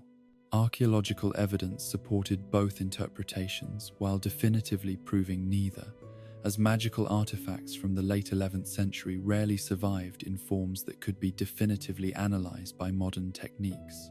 The magical resonances that such powerful artifacts would have generated could have influenced historical records and folklore in ways that made it difficult to separate fact from embellishment, truth from wishful thinking. The psychological appeal of the Deathly Hallows legend lay not in its historical accuracy, but in its symbolic representation of fundamental human desires that transcended cultural and temporal boundaries. The quest for ultimate power, the longing to restore what had been lost, and the need for protection from forces beyond individual control were themes that resonated with magical practitioners throughout history, regardless of their specific circumstances or cultural backgrounds. Each generation produced individuals who became obsessed with acquiring one or more of the Hallows, convinced that possession of these legendary artifacts would solve problems that conventional magic could not address. These seekers often possessed considerable magical ability and deep knowledge of esoteric lore, but their quests typically ended in disappointment, madness, or death, as they discovered that ultimate power came with ultimate prices. The Master of Death, the hypothetical individual who could unite all three Hallows under single ownership, was described in various sources as someone who would transcend the normal limitations of mortality and achieve a form of existence that was beyond life or death as commonly understood. This concept attracted attention from dark wizards and ambitious researchers who saw in it the ultimate magical achievement, the final proof of supremacy over natural law and cosmic order. But the practical reality of attempting to master death through possession of the Hallows proved consistently disappointing to those who made the attempt. The artifact's individual powers were real enough, but their combination created conflicts and contradictions that prevented the seamless integration that the legend suggested was possible. More fundamentally, the psychological changes that possession of such powerful artifacts induced in their owners made them unfit to wield ultimate power responsibly. The curse that seemed to follow the Elder Wand through its bloody history of successive owners was perhaps the clearest demonstration of how the Hallow's power corrupted those who sought to claim it. Each owner faced the same fundamental dilemma: how to enjoy the wand's power while protecting oneself from the inevitable challenger who would attempt to claim it through violence. The solution that most adopted, increasing isolation and paranoid defensiveness, ultimately made them more vulnerable rather than less, as their fear of losing the wand prevented them from forming the alliances and friendships that might have provided genuine protection. The Resurrection Stone's tragic history was equally instructive, as its owners discovered that the power to recall the dead created obligations and emotional burdens that were ultimately unbearable. The stone's magic offered the tantalizing possibility of reunion with lost loved ones, but these reunions invariably proved unsatisfying and often harmful to both the living and the dead.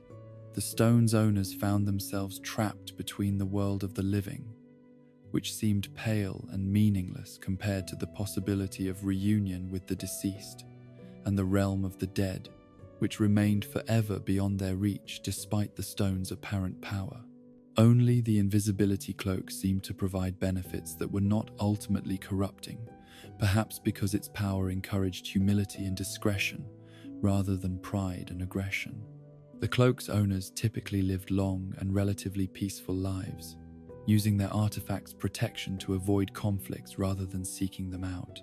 This pattern suggested that the cloak's true gift was not invulnerability, but wisdom, the understanding that some battles were best avoided and some attention was better not attracted.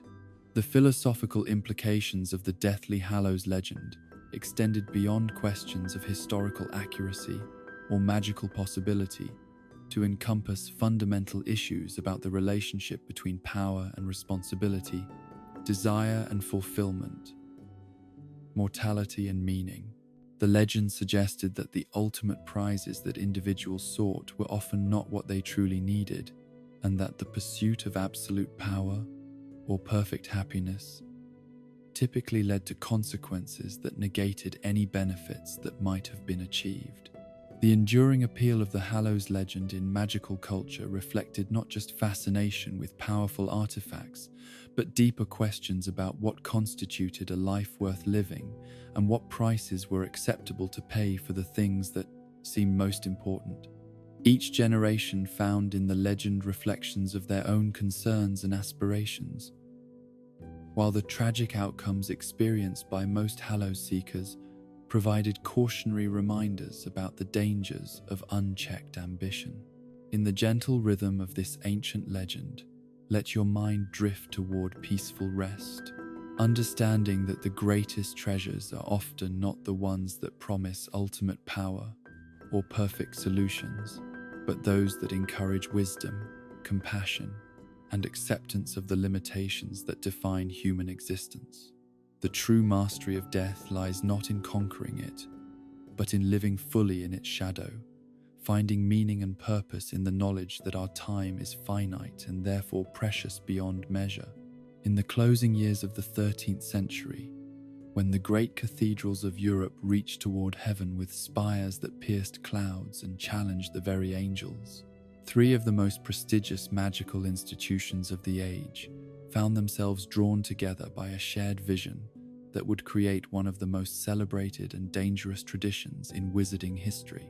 The Triwizard Tournament, born from ambition and nurtured by centuries of international rivalry, represented both the highest aspirations of magical education and the darkest temptations of competitive pride that could transform noble intentions into deadly obsessions. Hogwarts School of Witchcraft and Wizardry had by this time established itself as the premier magical institution in the British Isles. its reputation for excellence drawing students from across the known wizarding world. The castle in the Scottish Highlands had grown in both size and sophistication since its founding, with new towers and wings added by successive headmasters who sought to expand its capacity and enhance its educational offerings. The four houses established by the original founders had developed distinct cultures and traditions, creating internal competition that prepared students for the broader rivalries they would encounter in the wider magical world.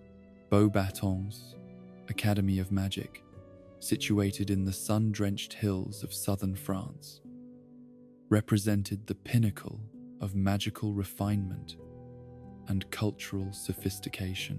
Its students were trained not merely in the practical applications of magic, but in the aesthetic and philosophical dimensions that elevated spellwork from mere technique to high art.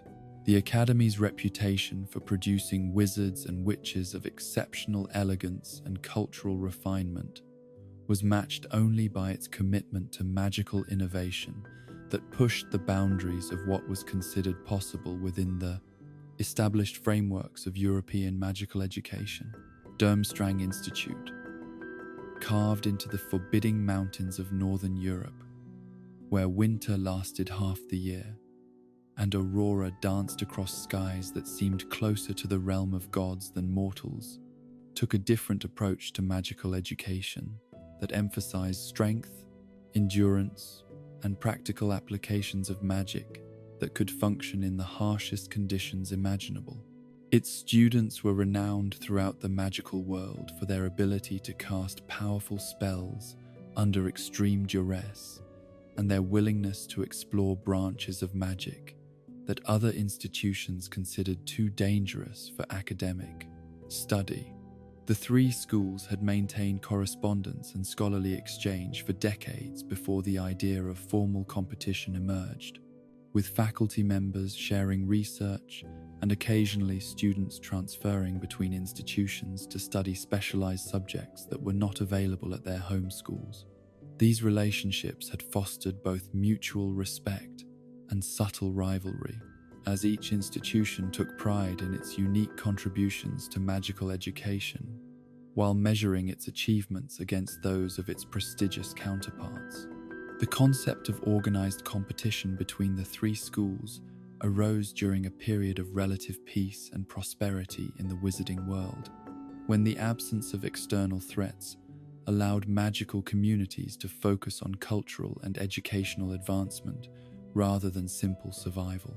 The idea was proposed simultaneously by administrators at all three institutions, suggesting that the time was ripe for such an ambitious undertaking that would test not just individual magical ability, but the effectiveness of different educational philosophies and training methods. The tournament format that emerged from negotiations between the three schools reflected both practical considerations about what types of competition would be feasible and fair, and deeper philosophical questions about what qualities should be tested in young wizards who represented the future of magical society. The decision to limit each school to a single champion reflected understanding that the tournament should showcase exceptional individual achievement rather than team coordination, while the choice to include three distinct tasks ensured that victory would require versatility rather than narrow specialization. The first task was designed to test courage and quick thinking under pressure, presenting champions with challenges that could not be overcome through careful preparation or extensive research, but required immediate adaptation to unexpected circumstances.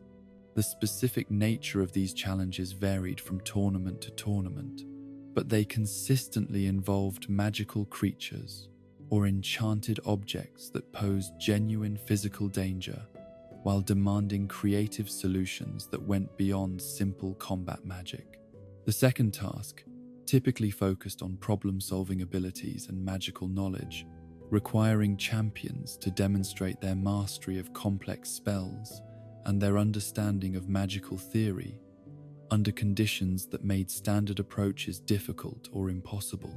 These challenges often involved rescue scenarios where the champion had to overcome multiple obstacles while working under severe time constraints, testing their ability to prioritize objectives and manage resources efficiently. The third and final task traditionally served as the ultimate test of magical ability and character, combining elements from the previous challenges, while adding new dimensions that could only be addressed through the kind of mature wisdom that distinguished truly exceptional wizards from merely competent practitioners. The specific format varied considerably, but the final task consistently required champions to make moral choices under pressure while demonstrating the full range of magical skills they had developed throughout their education. The selection process for choosing champions was itself a matter of considerable complexity and occasional controversy, as each school had to identify the single student who best represented not just magical ability, but the institutional values and educational philosophy that defined their approach to magical training. The process typically began months before the tournament itself, with extensive evaluation of potential candidates through both formal testing and careful observation of their performance in regular coursework and extracurricular activities.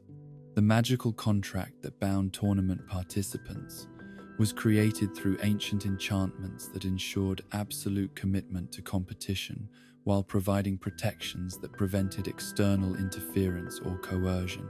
Once a champion was selected and bound by the contract, they were magically compelled to participate in all three tasks, regardless of their personal feelings or changing circumstances, a requirement that added weight and gravity to the selection process, while ensuring that tournament results reflected genuine magical ability rather than strategic withdrawal or political manipulation. The tournament schedule, held every 5 years, allowed sufficient time for each school to recover from the enormous expense and organizational burden that hosting required, while maintaining regular, enough occurrence to sustain international interest and provide opportunities for multiple generations of students to compete. The rotating hosting duties ensured that each institution would showcase its facilities and educational methods to international audiences, while sharing the costs and benefits of this prestigious but demanding undertaking. The cultural impact of the Tri-Wizard tournament extended far beyond the immediate participants to influence magical education throughout Europe and beyond. The international attention focused on the competing schools created pressure for educational innovation and improvement, as institutions sought to demonstrate their superiority through the achievements of their champions, while learning from the techniques and approaches displayed by their rivals. This competitive dynamic drove advances in magical pedagogy and curriculum development that benefited students throughout the wizarding world. The tournament also served as a diplomatic forum, where representatives from different magical communities could interact in circumstances that emphasized shared values and common interests, rather than national or cultural divisions. The pageantry and celebrations surrounding each tournament created opportunities for international cooperation and understanding that helped prevent the isolation and suspicion that could develop between magical communities that had limited contact with each other. The dangers inherent in the tournament format were recognized from its inception, but the organizers believed that the educational and cultural benefits justified accepting risks that were carefully managed through extensive safety precautions and medical preparations. Each hosting school was required to maintain healing facilities and personnel capable of dealing with the most serious magical injuries, while the tasks themselves were designed to test courage and ability without creating unreasonable likelihood of permanent harm or death. However, the competitive pressures generated by the tournament's prestige and the magical binding of its contracts created incentives for increasingly dangerous and spectacular challenges, as successive tournaments sought to surpass their predecessors in drama and difficulty. The desire to create memorable competitions that would enhance the hosting school's reputation led to escalating risks that gradually transformed the tournament from educational demonstration into deadly spectacle. The champions themselves faced pressures that went far beyond the immediate challenges of the tournament tasks, as their performance was interpreted as reflection not just of their individual abilities, but of the quality and effectiveness of their entire educational system. The weight of representing their school and, by extension, their national magical community created psychological burdens that could affect performance and decision-making in ways that organizers had not fully anticipated when the tournament was established. The training regimens that schools developed to prepare their potential champions became increasingly intensive and specialized as the competitive stakes rose, with some institutions dedicating enormous resources to tournament preparation at the expense of broader educational goals. This development raised questions about whether the tournament was serving its original purpose of celebrating magical education, or had become an end in itself that distorted educational priorities and created unhealthy pressures on students. The international magical press that covered the tournament contributed to both its prestige and its problems, as detailed reporting of each competition created public expectations for excitement and drama that influenced the design of subsequent tournaments. The journalistic focus on spectacular moments and narrow victories encouraged organizers to create challenges that provided good stories rather than meaningful tests of magical ability and character. The betting and gambling that surrounded major tournaments introduced corrupting influences that threatened the integrity of competitions and created incentives for manipulation or cheating that undermined the educational and diplomatic purposes the tournament was supposed to serve. The enormous sums wagered on tournament outcomes attracted attention from criminal elements within the wizarding world who saw opportunities for profit through various forms of interference with legitimate competition.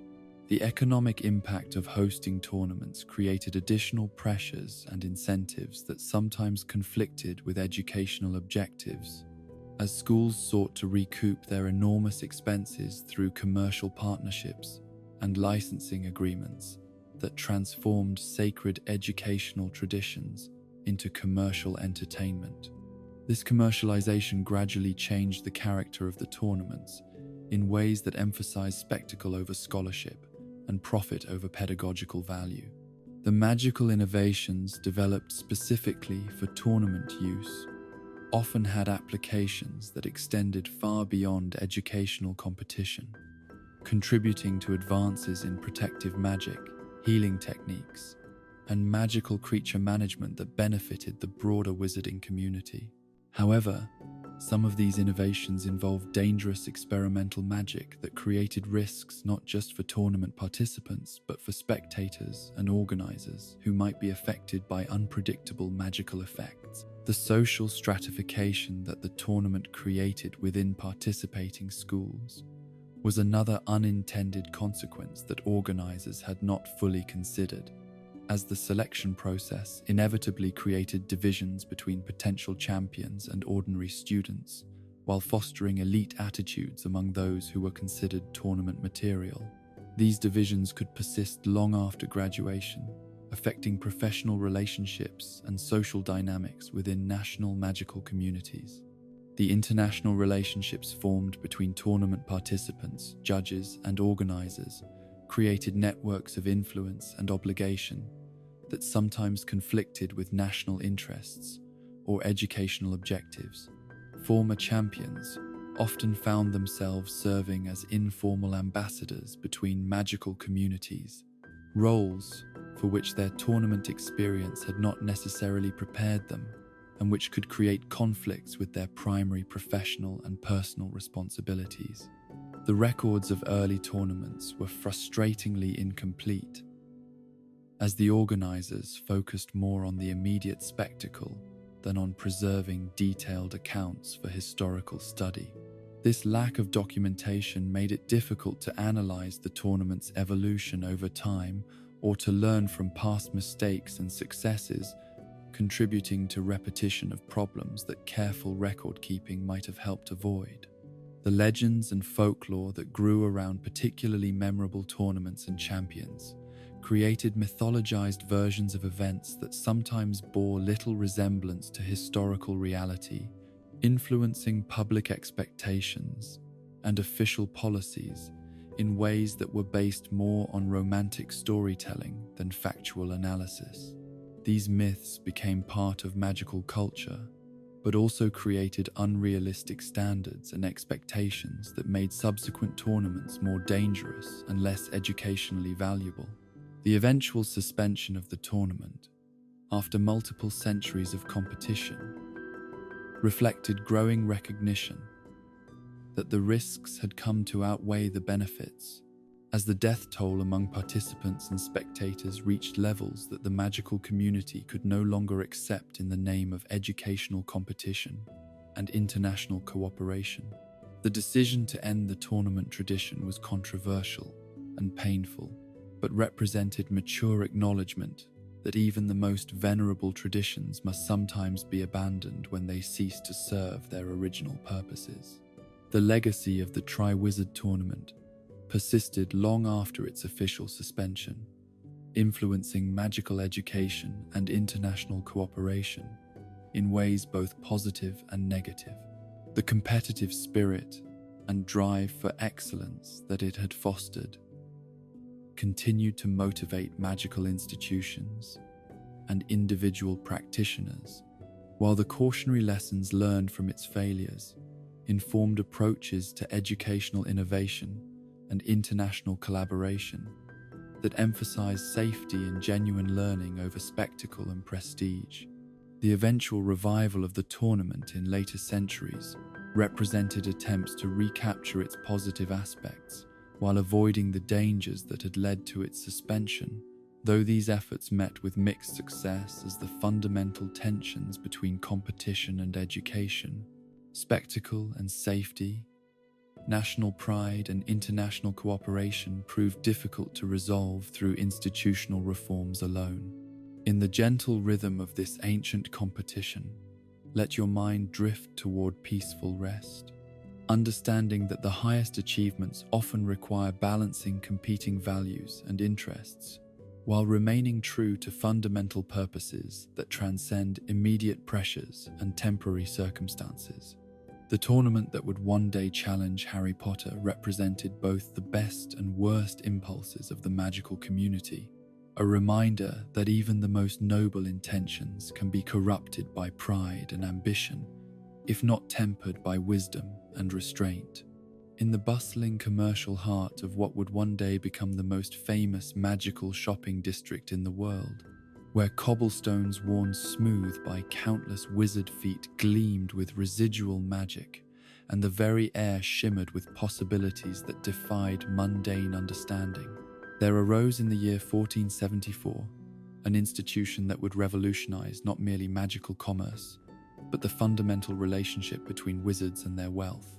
Gringotts Wizarding Bank, conceived in the brilliant mind of a goblin whose name would echo through centuries of financial history, represented far more than simple repository for gold and silver, but the birth of organized magical capitalism that would shape every aspect of wizarding society for generations yet unborn.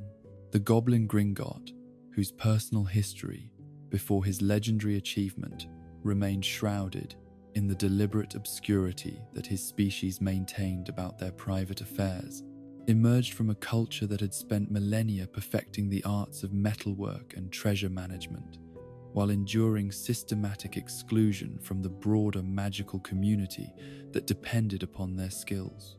His decision to establish the first wizard bank represented not merely entrepreneurial ambition, but a calculated attempt to transform his people's relationship with wizarding society from one of subservience to one of indispensable partnership.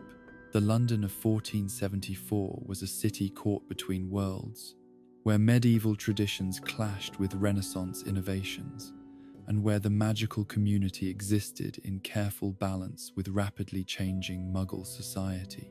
The location that would become Diagon Alley was already known to local wizards as a place where magical merchants gathered to trade in goods that could not be safely displayed in ordinary markets. But it lacked the organized commercial structure that would eventually make it the beating heart of British magical commerce. Gringotts' choice to establish his bank in this emerging magical quarter demonstrated both practical wisdom and visionary understanding of how magical commerce would evolve in coming centuries. He recognized that wizards needed financial services that could handle the unique challenges posed by magical wealth, from coins that changed value according to magical market fluctuations, to treasures that required specialized storage to prevent them from cursing their owners or escaping to wreak havoc in the broader world. The underground vaults that became Gringotts' most distinctive feature were marvels of goblin engineering that combined traditional metalworking skills with magical innovations that pushed the boundaries of what was considered possible in secure storage. The deepest vaults, carved into living rock far beneath the London streets, were protected by enchantments so complex and dangerous that even their creators maintained only partial understanding of how all the various protective measures interacted with each other.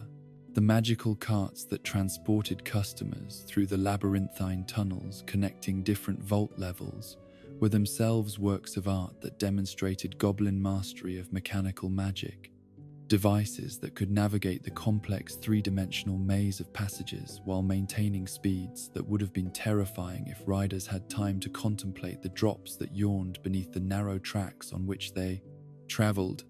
The dragon that guarded the deepest and most valuable vaults represented the ultimate expression of Gringotts' commitment to absolute security, a creature so ancient and powerful that its mere presence served as deterrent to all but the most desperate or foolish thieves. The dragon's blindness, induced through years of underground captivity, had paradoxically enhanced its other senses to supernatural levels that made it capable of detecting intruders through magical emanations that normal creatures could never perceive. But beyond mere security measures, Gringotts revolutionized magical commerce through innovative financial services that addressed needs the wizarding community had not even recognized it possessed. The bank's currency exchange services allowed wizards from different countries to conduct business without the complications that had previously limited international magical trade, while its lending practices made possible enterprises that individual wizards could never have funded from personal resources alone. The goblin employees who staffed Gringotts represented the cream of their species, individuals selected not merely for their natural affinity with precious metals and gems, but for their understanding of complex magical contracts and their ability to navigate the cultural differences between goblin and wizard societies. These employees served as intermediaries between two communities that had historically viewed each other with suspicion and misunderstanding, their professional competence gradually building trust that transcended centuries of mutual prejudice. The vault rental system that Gringotts developed became the standard for magical storage throughout the world, with different levels of security and magical protection available to match both the value of stored items and the financial resources of their owners. The most basic vaults provided simple, secure storage with minimal magical protection, while the premium vaults offered protections so sophisticated that their contents would remain safe, even if the bank itself were destroyed through natural disaster or magical attack. The magical locks that secured individual vaults were unique creations that responded only to specific combinations of physical keys and magical signatures, ensuring that even bank employees could not access stored wealth without proper authorization from vault owners.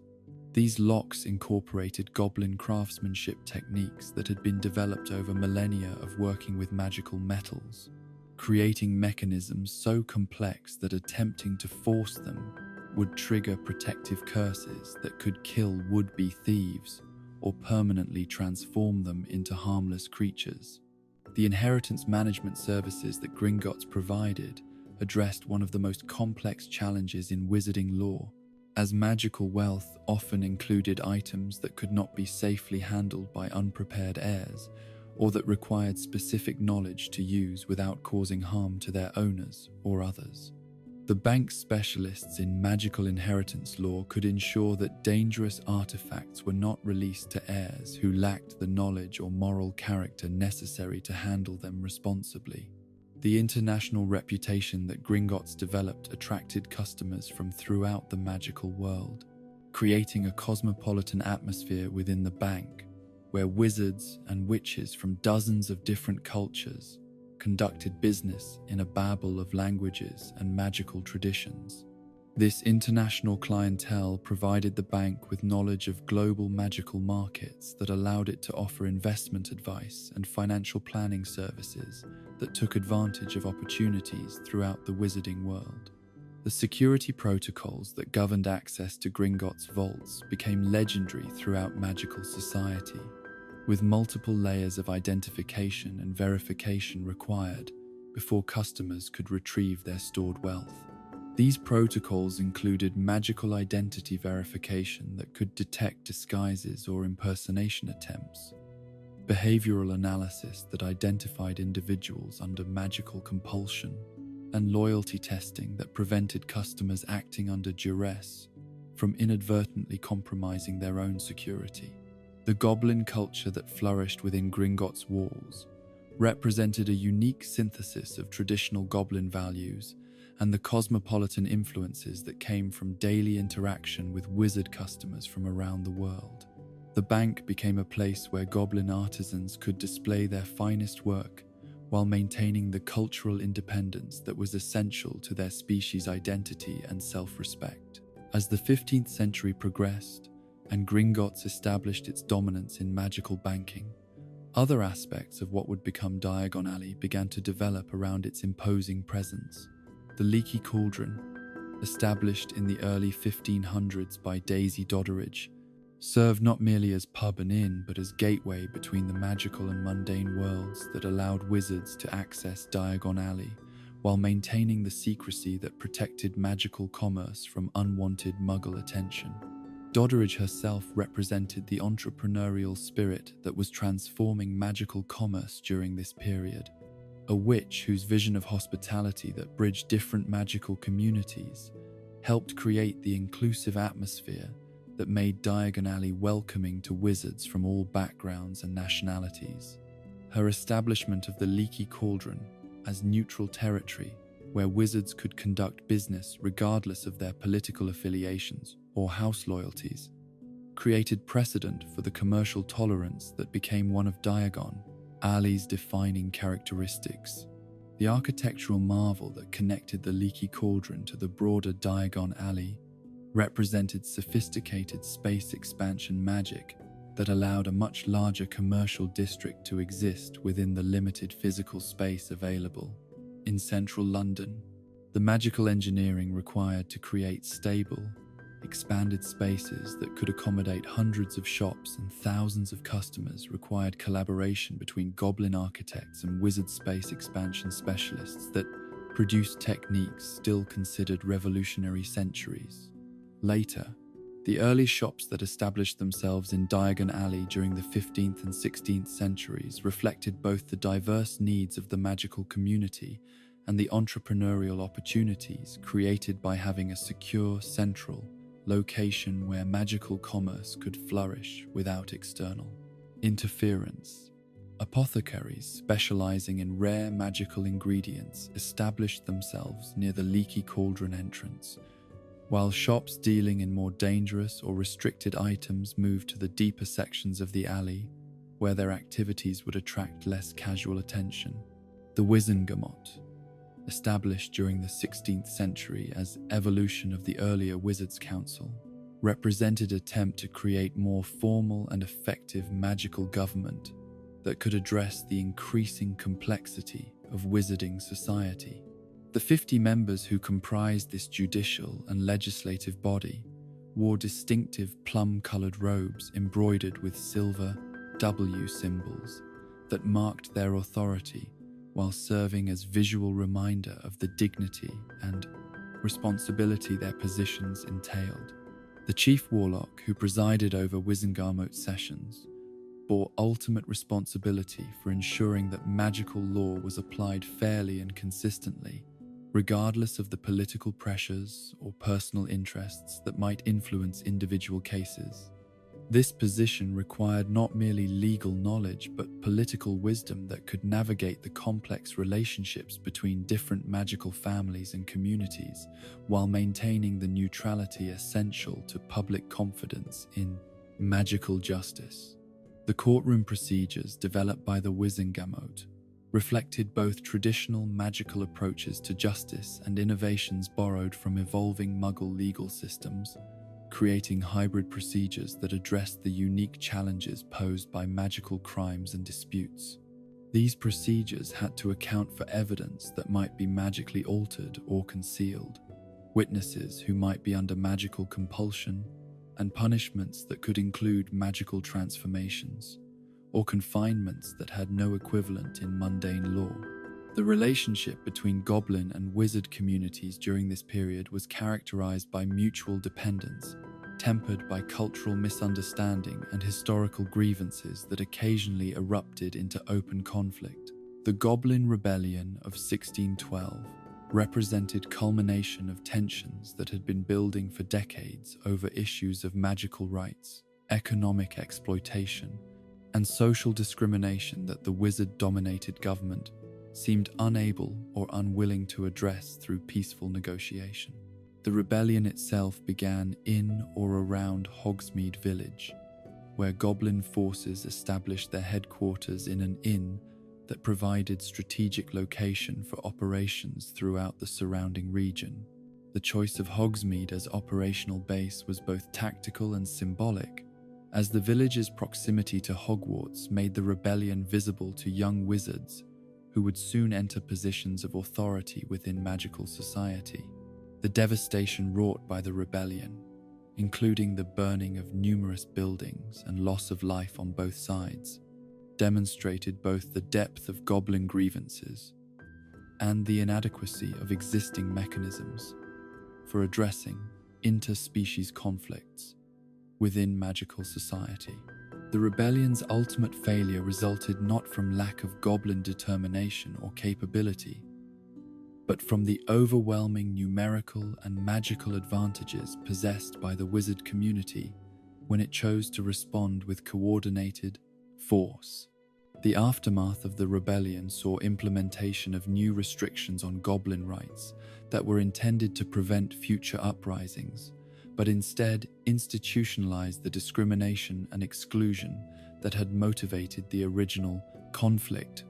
The Code of Wand Use, passed less than 2 decades after the rebellion, legally codified the prohibition on goblin wand ownership that had previously existed as informal discrimination, transforming cultural prejudice into official policy, with severe criminal penalties for violation.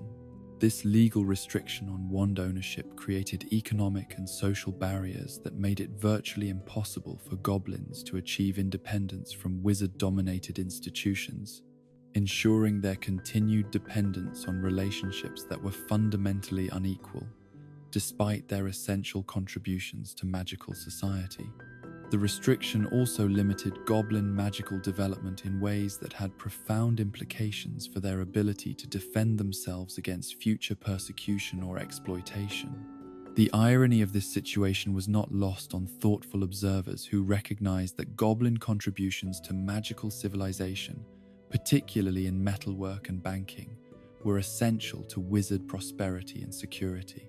The very vaults that protected wizard wealth were created using goblin skills that could not be replicated by wizard craftsmen, while the weapons and magical instruments that enabled wizard dominance were forged using techniques that goblins had developed over millennia of specialized practice. The economic impact of goblin skills extended far beyond simple craftsmanship to encompass understanding of magical materials and their properties that enabled innovations in magical tool and artifact creation. Goblin knowledge of how different magical metals interacted with various spell types allowed them to create items with properties that exceeded anything possible through wizard techniques alone, making their exclusion from full participation in magical society economically irrational, even from wizard perspectives. The cultural traditions that goblins maintained despite centuries of discrimination preserved knowledge and techniques that enriched magical civilization, even as they were denied recognition or respect by the dominant wizard community. Goblin artistic traditions, reflected in the decorative elements they incorporated into their metalwork, represented aesthetic sensibilities that were distinctly different from wizard preferences while possessing beauty and sophistication that impressed even prejudiced observers. The financial innovations pioneered by Gringotts during the 15th and 16th centuries laid groundwork for magical economic systems that would eventually span the globe, creating networks of trade and investment that connected magical communities throughout the world while generating wealth that supported technological and cultural advancement on unprecedented scales. These innovations required mathematical and logical thinking that challenged stereotypes about goblin intellectual capabilities while demonstrating that their contributions to magical society extended far beyond manual craftsmanship. The magical contracts developed by Gringotts to govern complex financial relationships between wizards incorporated goblin understanding of binding magic with wizard legal traditions to create documents that were both practically effective and legally enforceable. These contracts set precedents for magical agreements that influenced everything from marriage contracts to international treaties, establishing principles of magical law that remained influential centuries after their initial development.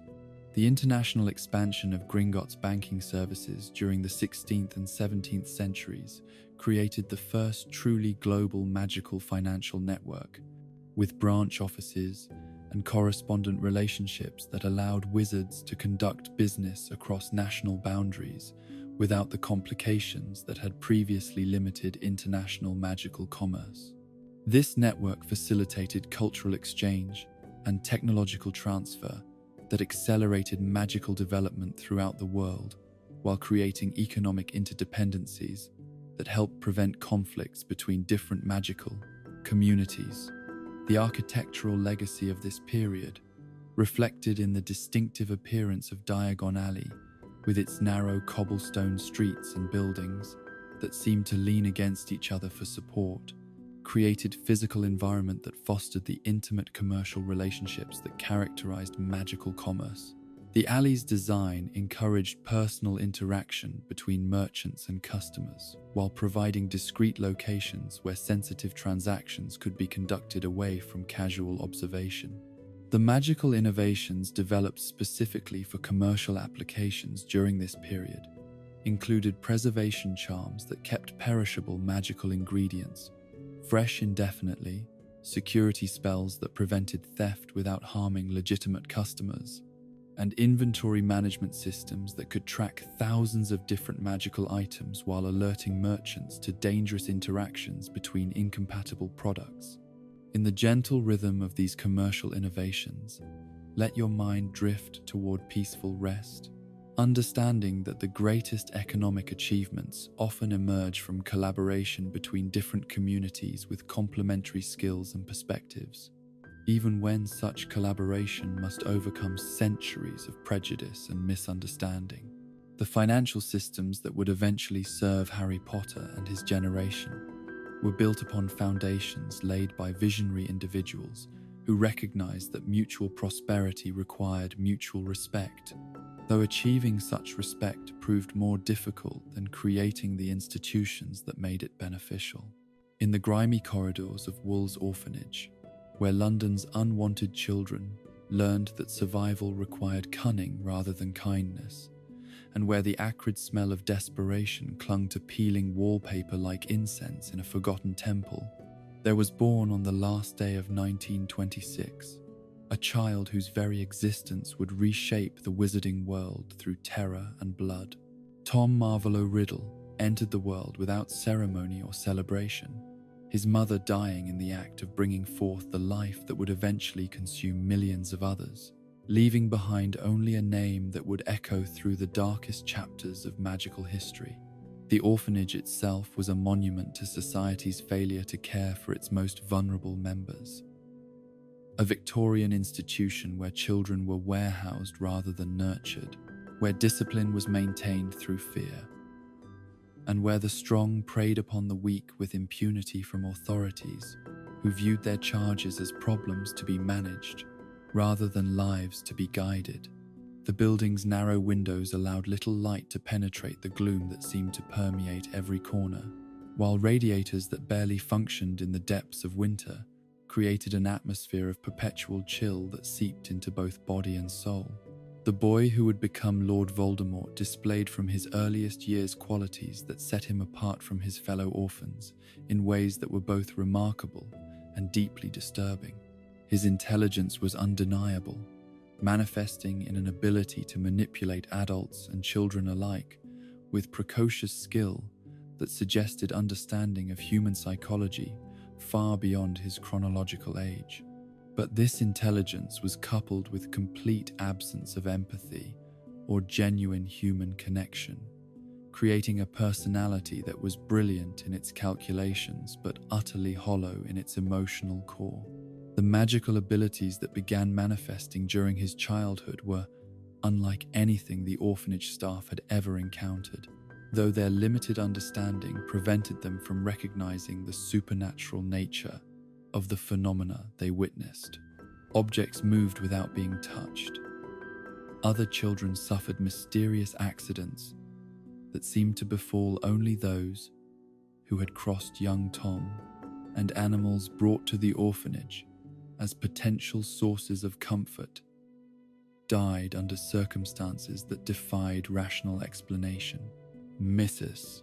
Cole, the orphanage matron whose gin-soaked observations provided the only adult testimony about Tom's early years, described a child who seemed to exist outside normal human relationships while possessing an uncanny ability to inspire fear in those around him.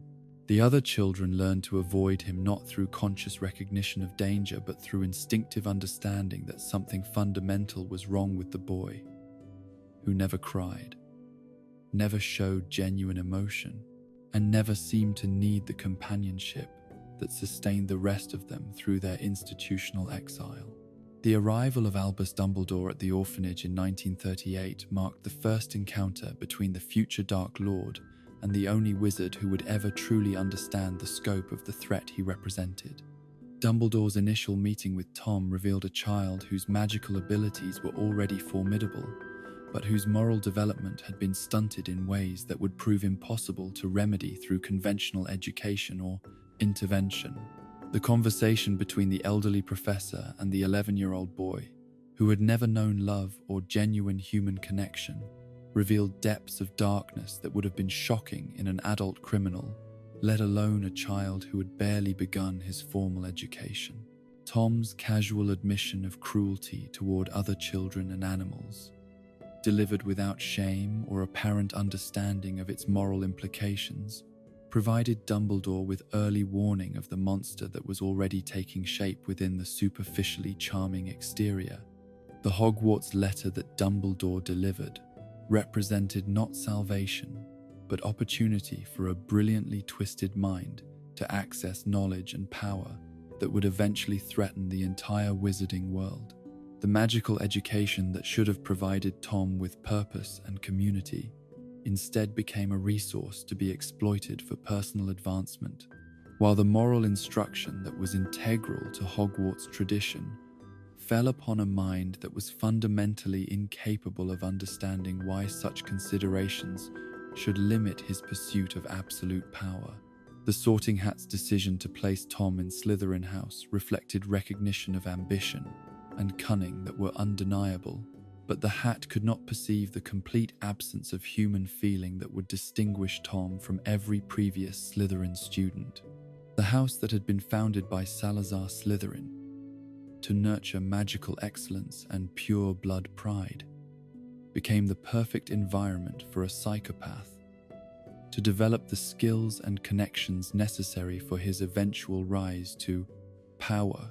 The Knights of Walpurgis that Tom formed during his Hogwarts years represented his first experiment in leadership and manipulation, a testing ground where he learnt to inspire loyalty through combination of charisma and fear, while identifying which of his contemporaries possessed the moral flexibility necessary to serve his darker purposes.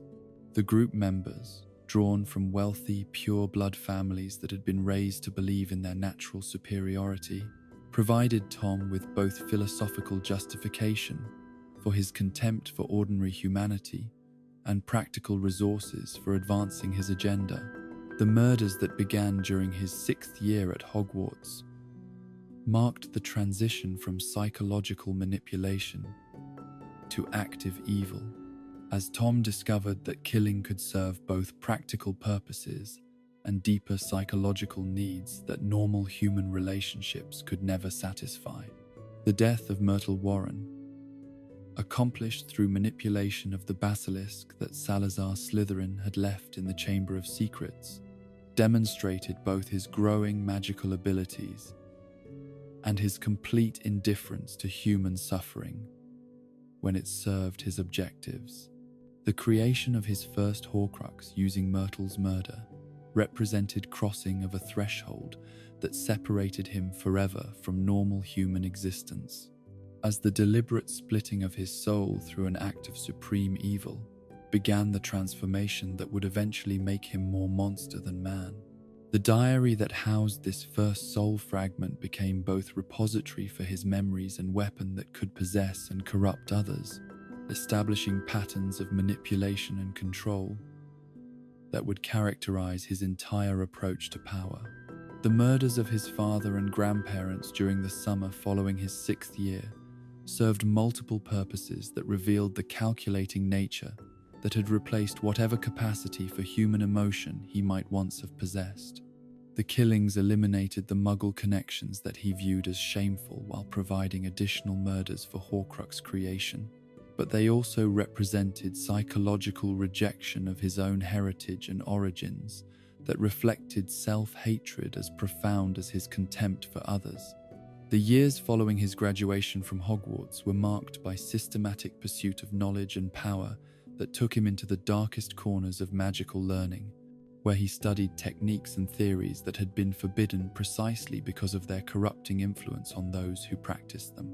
His decade of disappearance from public view was spent not in idle wandering, but in intensive research and experimentation that pushed the boundaries of what was considered possible in magical manipulation of life, death, and reality itself. The transformation from Tom Riddle into Lord Voldemort was not merely cosmetic, but reflected fundamental changes in his magical nature that were consequences of repeated soul-splitting and prolonged exposure to the darkest forms of magic. His physical appearance became increasingly inhuman as his soul became increasingly fragmented, while his magical abilities grew in power even as his capacity for understanding human motivation and emotion withered away entirely. The ideology of pure blood supremacy that he eventually adopted and promoted was not based on genuine conviction, but represented calculated manipulation of existing prejudices within wizarding society to build the power base necessary for his rise to dominance. His own mixed heritage, which included both magical and Muggle ancestry, made his championship of pure blood ideology deeply hypocritical. But hypocrisy was merely another tool to be employed in service of his ultimate objective of absolute power. The Death Eaters who gathered around him during the 1960s and 70s represented the culmination of recruitment strategies he had been developing since his Hogwarts years, combining appeals to pure blood pride with promises of power and immunity from conventional moral constraints. The dark mark that branded his followers served both practical and psychological purposes, creating permanent identification that bound them to his cause while providing him with means of summoning and controlling them across vast distances. The magical techniques he developed for maintaining control over his followers went far beyond simple intimidation to encompass sophisticated forms of mental manipulation that could override even strong-willed individuals' capacity for independent judgment. The use of imperious curse, legilimency, and other forms of mental invasion created an atmosphere of paranoia and suspicion among his enemies while ensuring absolute loyalty from those who served him directly. The systematic campaign of terror that began in the early 1970s represented not random violence but carefully calculated strategy designed to destabilize existing magical government while demonstrating the futility of resistance to his growing power. The targeting of prominent magical families, ministry officials, and anyone associated with Muggle protection served both to eliminate potential opposition and to create a climate of fear that would make eventual surrender seem preferable to continued resistance.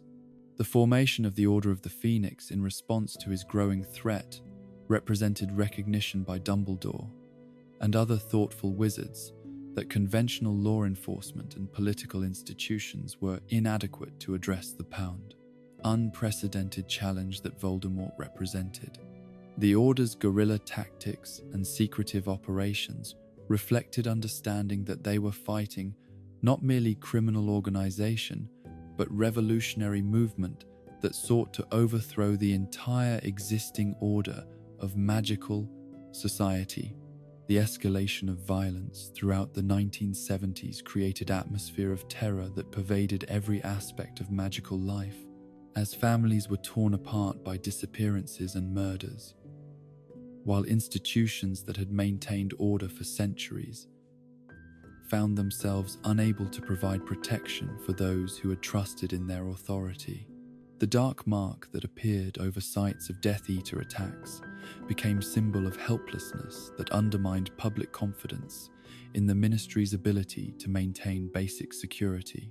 The prophecy that would ultimately seal Voldemort's fate was delivered by Sybil Trelawney during her job interview at Hogwarts, overheard by Severus Snape in his capacity as Death Eater spy, creating a chain of events that would lead directly to the confrontation at Godric's Hollow. The prophecy's reference to a child born at the end of July with power to vanquish the Dark Lord set in motion the targeting of both the Potter and Longbottom families, though Voldemort's decision to focus on Harry Potter was based on interpretation rather than explicit direction from the prophecy itself. The betrayal by Peter Pettigrew that revealed the Potter family's location represented culmination of recruitment and corruption strategies that Voldemort had been perfecting for decades, as the weak-willed wizard chose perceived safety in service to the Dark Lord over loyalty to friends who had trusted him with their lives. Pettigrew's transformation from loyal Gryffindor to cowering servant demonstrated how thoroughly Voldemort's influence could corrupt even those who had once shown courage and honor. The events of Halloween night 1981 at Godric's Hollow marked both the apparent end of Voldemort's first rise to power and the beginning of the legend of Harry Potter as the boy who lived. James Potter's sacrifice in attempting to defend his family demonstrated the courage that had made him a valuable member of the Order of the Phoenix, while Lily's refusal to step aside when offered the chance to live created the magical protection that would save her son's life while destroying Voldemort's physical form. The magical protection created by Lily's sacrifice was not simply powerful defensive spell, but fundamental alteration in the magical laws governing Harry's existence, creating permanent shield that would persist as long as he could claim residence with blood relatives who shared Lily's sacrifice. This protection went beyond simple immunity to Voldemort's direct attacks to encompass broader magical defenses that would influence Harry's survival throughout his childhood and beyond. The destruction of Voldemort's physical form through the rebounding killing curse represented not true death but temporary setback for a wizard who had deliberately fragmented his soul to prevent such final defeat. The Horcruxes he had created over the previous decades ensured his continued existence in diminished but persistent form, though the trauma of his body's destruction left him weakened and unable to take physical form without external assistance. The immediate aftermath of Voldemort's apparent defeat created atmosphere of celebration throughout the wizarding world that was both premature and dangerous, as the underlying problems that had enabled his rise to power remained unaddressed while his surviving followers either escaped punishment or successfully claimed to have acted under magical compulsion. The failure to conduct thorough investigations and trials allowed many Death Eaters to retain their positions and influence within magical society. The torture of Frank and Alice Longbottom by Bellatrix Lestrange and other Death Eaters who refused to accept their master's defeat demonstrated that Voldemort's ideology and methods had created followers whose commitment to his cause transcended his physical presence. The devastating attack that left the Longbottoms permanently incapacitated while destroying their son's childhood represented continuation of the war by other means, even after its supposed conclusion. The years of Voldemort's exile in Albanian forests, existing as barely corporeal spirit that could possess animals but lacked power to take permanent physical form, represented period of vulnerability and diminishment that would eventually end with his restoration to full power through manipulation of events surrounding the Triwizard Tournament. His survival in this reduced state demonstrated both the effectiveness of Horcrux magic and the terrible persistence of evil that refuses to accept defeat. The legacy of the First Wizarding War extended far beyond the immediate casualties and destruction to encompass fundamental changes in magical society that would influence politics, education, and social relationships for generations to come.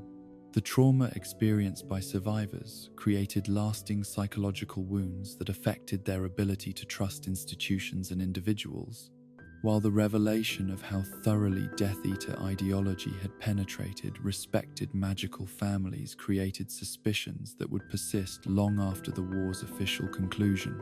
The incomplete nature of the victory achieved in 1981, with Voldemort's spiritual survival and the escape or acquittal of many of his followers, ensured that the peace that followed would be temporary rather than permanent. The conditions that had enabled his initial rise to power remained largely unchanged, while the institutional failures that had made his near victory possible were never adequately addressed through meaningful reform. In the gentle rhythm of this dark history, let your thoughts drift toward peaceful rest, understanding that even the deepest evil carries within it the seeds of its own destruction, and that the sacrifices made by those who stand against darkness create protections that endure long beyond their own mortal lives. The world that would welcome Harry Potter had been scarred by war, but also strengthened by the love and courage of those who refused to surrender to despair, leaving behind legacies of hope that no amount of darkness could entirely extinguish. And so, young dreamer, we arrive at the threshold of a new age in wizarding history. Through millennia of magical discovery and dark experimentation, through the rise of institutions and the fall of tyrants, through innovations in magic and the eternal struggle between good and evil, we have traced the long path that led to that fateful night in Godric's Hollow. Every spell Harry would learn had been crafted by centuries of magical minds, Every protection at Hogwarts had been built upon the foundations laid by the four founders. Every friend and enemy he would face had been shaped by this vast tapestry of magical history. The wizarding world that awaited an orphaned boy was one scarred by war, but strengthened by sacrifice. Ancient in wisdom, but young in hope. As you drift now into peaceful slumber, let these echoes of magical history remind you that every ending is also a beginning. Every defeat contains the seeds of future victory, and every story, no matter how complete it seems, is but one chapter in the endless book of time. Sleep well and dream of magic yet to come.